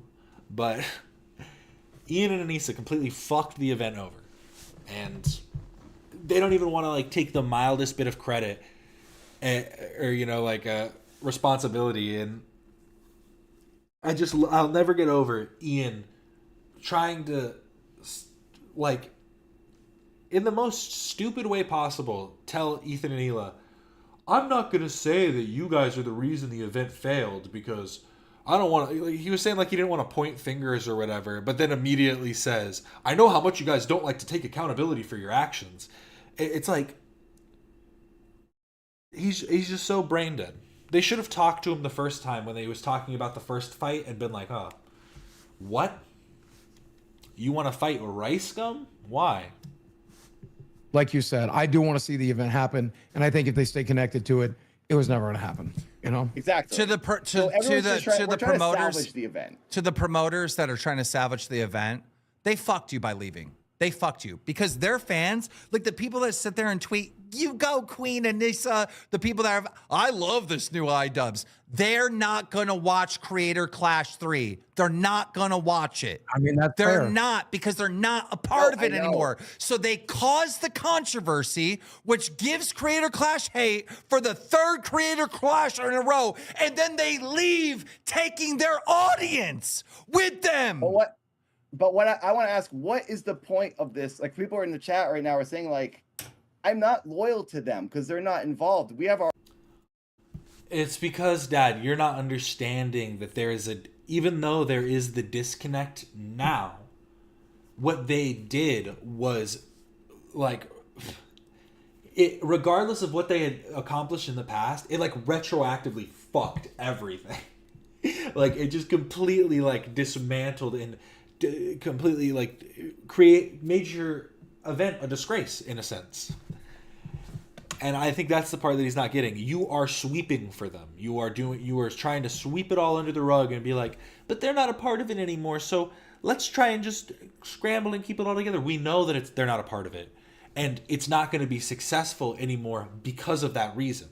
Them not being a part of it was their last ditch effort to scramble to fix it. And even that is going to, like, kind of fall through. It's a whole new group of people. I'm not talking about Ian and Nisa because they're not even in this conversation anymore. We can keep yelling and saying Ian and Nisa are stupid, sure, but that's just pointless. We're just saying the same thing. They're not here. Creator Clash isn't them anymore. If we want to yell at them, go to their Instagram and yell at them. But, like, Creator Clash, why does Creator Clash have to keep being associated with them? I'm all when it's not anymore. I'm all for supporting Creator Clash 3. Just like I supported Creator Clash 1 and 2, regardless if they're involved or not. But when you say this hate stuff, you're not supporting it. You're saying, I want to support Creator Clash 3 but F Creator Clash 3 and the people who used to be associated with it that aren't associated anymore. I just don't understand how I don't get how he doesn't get this. It's just full coat. Anymore. Oh, no. I criticize them, but I watch it. I pay for it. Creator Clash. Both. Anissa gave me a free ticket for Creator Clash 1 to watch it, the pay-per-view, free, right? But the second one, I paid for it, all right? I watched it, and I was paying for the third one, but not only paying for it, Dad, I wanted to go to it. You don't understand. I love Creator Clash, right? Don't take my criticism for what they've done to screw over my fellow creators and themselves and their event, destroy their event. But my passion comes from me loving this thing, Dad. I truly do. No, I believe you. I know you like Creator Clash because I've seen you talk about it in the past, and you like it does feel like a big 80s style W. God, he's just too nice. I think that is his biggest pitfall, is that he is a nice guy who genuinely has feelings. Like, he is genuinely wanting to talk back and be like, hey, you're kind of talking shit about this right now. And he should just voice those opinions so that they can get it like out of the way. Because I think that is what created the friction originally. He was trying to keep the dad bot character and like do all that when Ethan was like poking him and prodding him. And he should have just for a second been like, as dad bot, been like, Ethan, I get you're joking, but shut the fuck up. Or just, you know what I mean? Just something like that. Broke character in the mildest way to kind of like recenter it.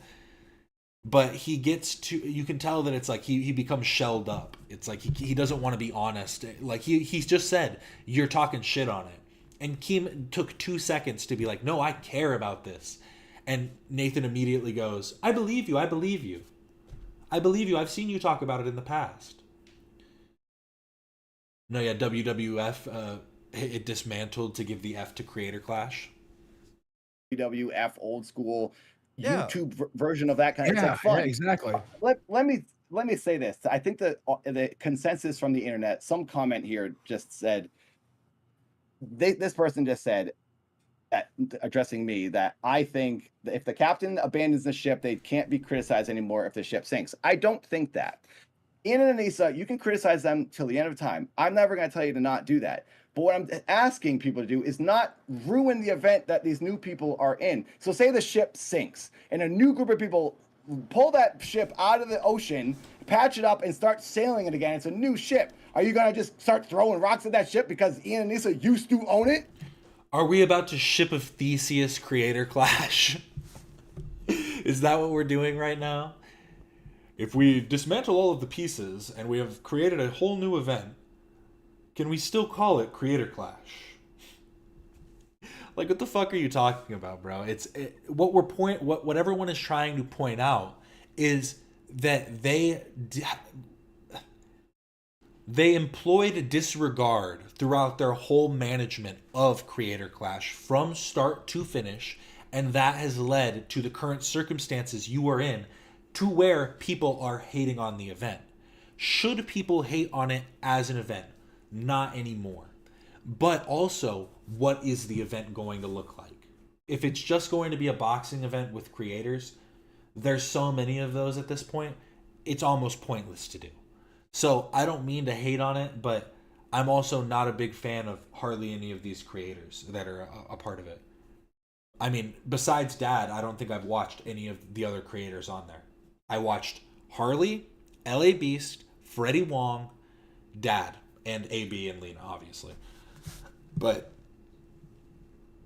like, who else? Why do that? That's sort of like petty saying at this point. That's not what we're saying at all. What I'm saying is... That's what I'm saying this is... conversation is doing that, because the conversation I watched a couple of his videos when I was a kid, Odd Ones Out, when he first, like, popped on the scene. Ginger Pale. Yep. I've heard of Tubbo and Sapnap, but again, that's it. feel should move on, but the internet doesn't want to move on. Well, let me change the conversation a little bit, Dad. I'm promising you right now, if Creator Clash 3 gets off the ground, we will promote it.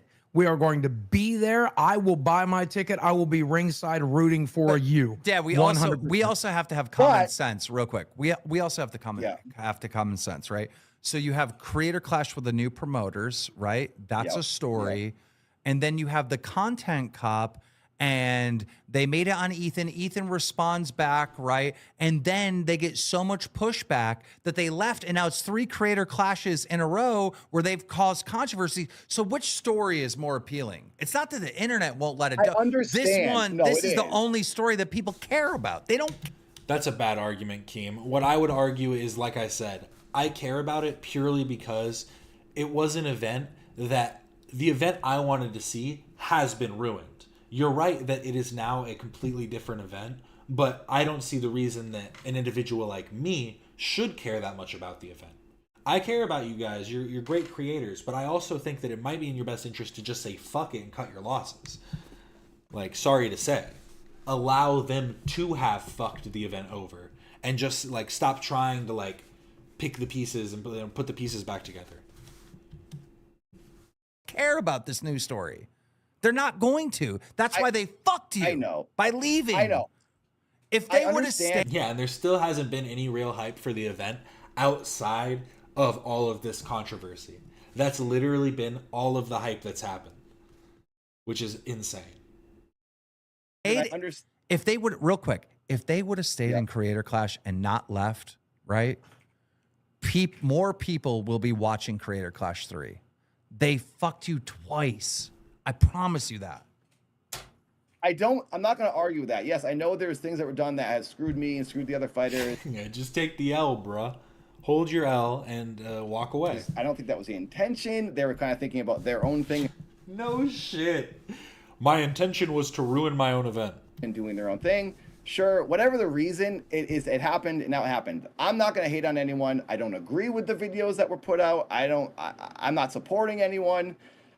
I don't want to sound like I'm like defending them because I'm not. That's not what I'm doing. Yeah. I'm just trying to keep my event that I'm putting so much energy into. I want to make sure it happens. Well, let's focus on on the people involved now. Let's focus on that because we only have 7 minutes left. Tell us like what Creator Clash is going to be. Let's promote it. Let's talk about it then in a positive way. Yeah. And for me and the people I know that are involved, it's a bunch of like it's the fun YouTube boxing event that's not like Misfits is more like almost pros, almost amateur boxers. Creator Clash became, in my opinion, like the video game convention of boxing matches. Terrible sales pitch. You should have had a better pitch than this, bro. It should have been prepped and ready to go. The fun creator, artist, weirdo, musician boxing event. Everyone's cosplaying in the audience. It's very accepting and welcoming of like all people. It's awesome. It's not just a bunch of bros there to like watch, boxing. It's great. And it's very accepting and I love it. And it's super fun. And everyone's encouraged to do really weird entrances and do whatever you want. That's why I've blown up because my weird Harley and I and our entrances. And it's like this whole conversations about like, what do you need? What kind of costume stuff do you need? Where do you want to come from? And no one's trying to look cool in Creator Clash is what I like. And everyone's working really hard. And all these people are like super successful that have like own companies and they're like doing this on the side. So I think it's like, just like anyone who's a YouTube boxer or influencer boxer, they deserve respect because you're doing a 24-hour job and then boxing on top of it. I think Creator Clash is just gonna be a fun, like Creator Clash 1. I think now Creator Clash 3 is gearing up to be more like Creator Clash 1 than it was previously. So let me ask you a question. What's the difference now that they're out of the picture? Like, are you noticing any difference?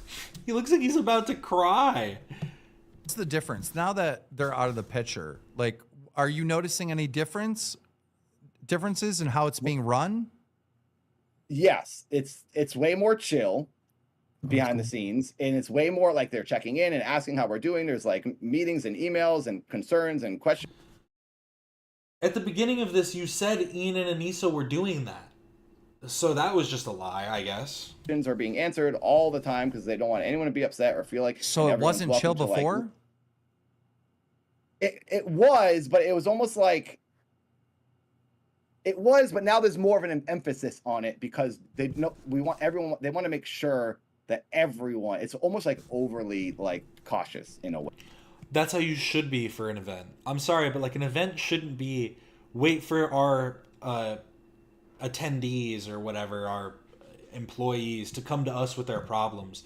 You should be trying to mitigate your risk and, you know, avoid any type of problems before they happen, not waiting for shit to come up to be like, how do we fix this now? Way, not in a nervous way, but it just feels like, okay, they're paying attention. We want to make sure everyone's happy and wants to do this, and everyone has an out. If anyone wants to leave, feel free. Like this, it's just very open conversation. Did you hear about I this? love it. Did you know Wade Plem, right? Wade, he Wade. covers like boxing and all that stuff. He came out with a story saying, you know, based on his math, that Anissa and iDubbbz like walked away with like $1 million or something like that, which I think it did get corrected and it was not quite that much. What did you think about that? I don't know, if you set up an event and you're like great running it, like you probably would expect to get paid. I didn't do any of that. I just trained and fought for I know, but 22 seconds. for me as a viewer, I got like, charity, we're doing this for charity. Like I just kept getting slapped in the face with, this is for charity. You have to watch Creator Clash. It's charity, charity, charity, charity. Like I got hit with charity and the promotion like every single day from Creator Clash. You know, when he put out those numbers, I don't know if they're real or not. And I think there was some pushback from iDubbbz that it was off by something, right? But when I'm hearing that they're walking away with like a lot of money, I'm like, well, wait, I thought it was about charity. I don't know anything about what anyone made, and I haven't seen any of those videos, but this really was Anissa's max win. I mean, if you create an event, like I was trying to set up a YouTuber wrestling event where it's like WWF style and everyone trains with the actual wrestler, and then we put on a wrestling show. I wanted to create that event, and if I would hope that I would make some money from it by being the creator of that event. So maybe if they did, that's cool. If that's part of the plan from the beginning. Don't get me wrong. Don't get me wrong. I feel like Creator Clash, the brand, was successful, right? And its creation, and it's 1 and it's 2, not 3, because we haven't seen it, right? And I think they should make money. Don't get me wrong. I think they should make money. But I also think you never, ever, ever should attach charity to it at all. Because charity... That's a tricky thing, yeah. Because when you attach charity to it, then you're leaning on fellow creators. Are you a good person? Do you want to box for charity? You're leaning on your viewers. Are you a good person? Do you want to donate to charity and watch this boxing event? And then when it comes out that Wade makes that video and says, hey, I think if my math is right, they made like $1 million, then you just have an awful opinion on these people that were jamming charity down your throat. Yeah, I don't think that was the intention, but because I think it was supposed to be like, that was what differentiates Creator Clash from other events, is it's a charity event. But now it's hard to balance that because most boxing events are just boxing events and they're for profit and no one cares. Just saying it like that's so funny. I mean, like most charity events are just charity events, you know what I mean? Like they're not, or most boxing events are just boxing events. Like they're not for charity. Yeah, no shit. That's why Keemstar's saying that adding the charity element was almost like, it was almost like a way to like virtue signal or something. To try and be like, look at how good this event is. Not only are we doing something fun, we're doing it in a way that's like super progressive. Cares. No one really wants it to be for charity. I think it's admirable and it's great, obviously, to always do things for charity if you can. But I feel it's a hard thing to mix. A YouTuber boxing event and a charity, it's hard to navigate because it's like, well, who made money? Why did they make money and they didn't go to charity? Well, the boxers need to make a little bit of money. Well, the boxers should be doing it for free. But like some creators like myself can't afford to do it for free or donate my time. But like a huge creator, sure, they could because they're rich. So it's like tricky because everyone's gonna have an opinion on it and you can't make everyone happy. Yes, it's tricky to make a charity event and for profit a little bit. I mean, what you would do is, theoretically, you would probably offer some of the larger creators, like percentages of the company or something, maybe rather than like a payment. But yeah, it also depends. But also, I think the charity aspect probably was a way to, if not a way to get people to agree to the fight, it definitely encouraged them, in some way. Even if it wasn't like so overt. It's either, I think you should be either do one or the other. Yes. If it was me, I wouldn't do the charity. I'd be like, sorry. Yeah, if you guys want to donate to Yeah, and if they would have just added a charity link to the stream, or just done, I don't even know. Yeah, like just do it as like a charity stream. All of the video, all of the stream tickets go to charity or something. charity, go for it. But I'm keeping this money because I need the money. They never should involve the charity at all. Because then there wouldn't be this weird thing. This is for charity. But you got to try. You got to try things. And I think it's cool they tried it. It worked the first year. It was over $1 million. That was You know what they should have done? Harder to do now. They should have walked away with that $1 million, and then after the fact, them personally donate that money to charity. And then you don't. But that's what they said they were going to do. They said that that's what the money was for. You don't have to use it in the promotion. You don't have to use it to guilt trip boxers. We only have 1 minute left, so Dad, plug Creator Clash 3. October 25th, Creator Clash 3. I'm fighting Jago, and hopefully I will win. That's the worst. We're gonna go. We'll be there. If we can go, new promoters, if you're seeing this, we would like to go. We want front row tickets. Hook us up. Fucking go. We'll go. I hope you do. And we'll promote it. Thank you for having me on. And we'll promote it. Coming, you know, I've promoted. By the way, I promote it 1, 2, and I will promote 3. I love this thing. This is not. It just ends. Not coming from a place of hate. Dad, thank you so much. You've been a great guest. I believe you. See you, Thanks, man. guys. Bye. All right, ladies and gentlemen, there you have it. So that has been that. Okay, I am going to end the stream here. I really do thank everybody that stopped in. Remember to like and subscribe if you haven't already. I will be back on Friday for another stream. I'm actually going to be back later today. I'm going to do a members-only stream to react to the Alex Jones Bohemian Grove documentary, which I still haven't reacted to. I'm extending my video project to the end of next month so I can get the full, scope of secret societies. We have a lot to do. But I do also want to say I'm going to be streaming again on Friday, and on Saturday I'm planning to do, I guess you can call it a bit of a subathon type thing. I'm going to do a long stream. I'm still deciding if I want to do it just starting at 12 hours or if I want to do it starting at 24 hours. But basically the goal is to stream for as long as I can to accrue as many subscribers as I can, because I see some channels sometimes where people are doing like streaming while I sleep. How many subscribers can I get while I sleep?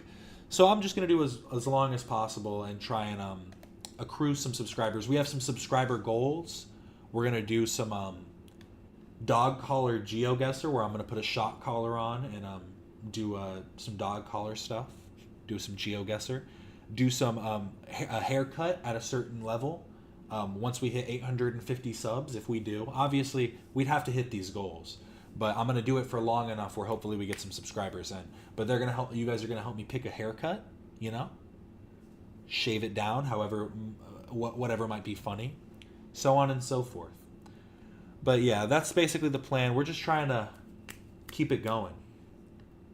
Tonight I should be back in about 4 hours or so. It'll be like. Right here it says 2 p.m., so it'd be 6 p.m. MST, probably. Gonna be late. But thank you so much for stopping by. I will see you very soon, regardless of who you are. Thank you so much for watching. This is Captain Quasar, signing off.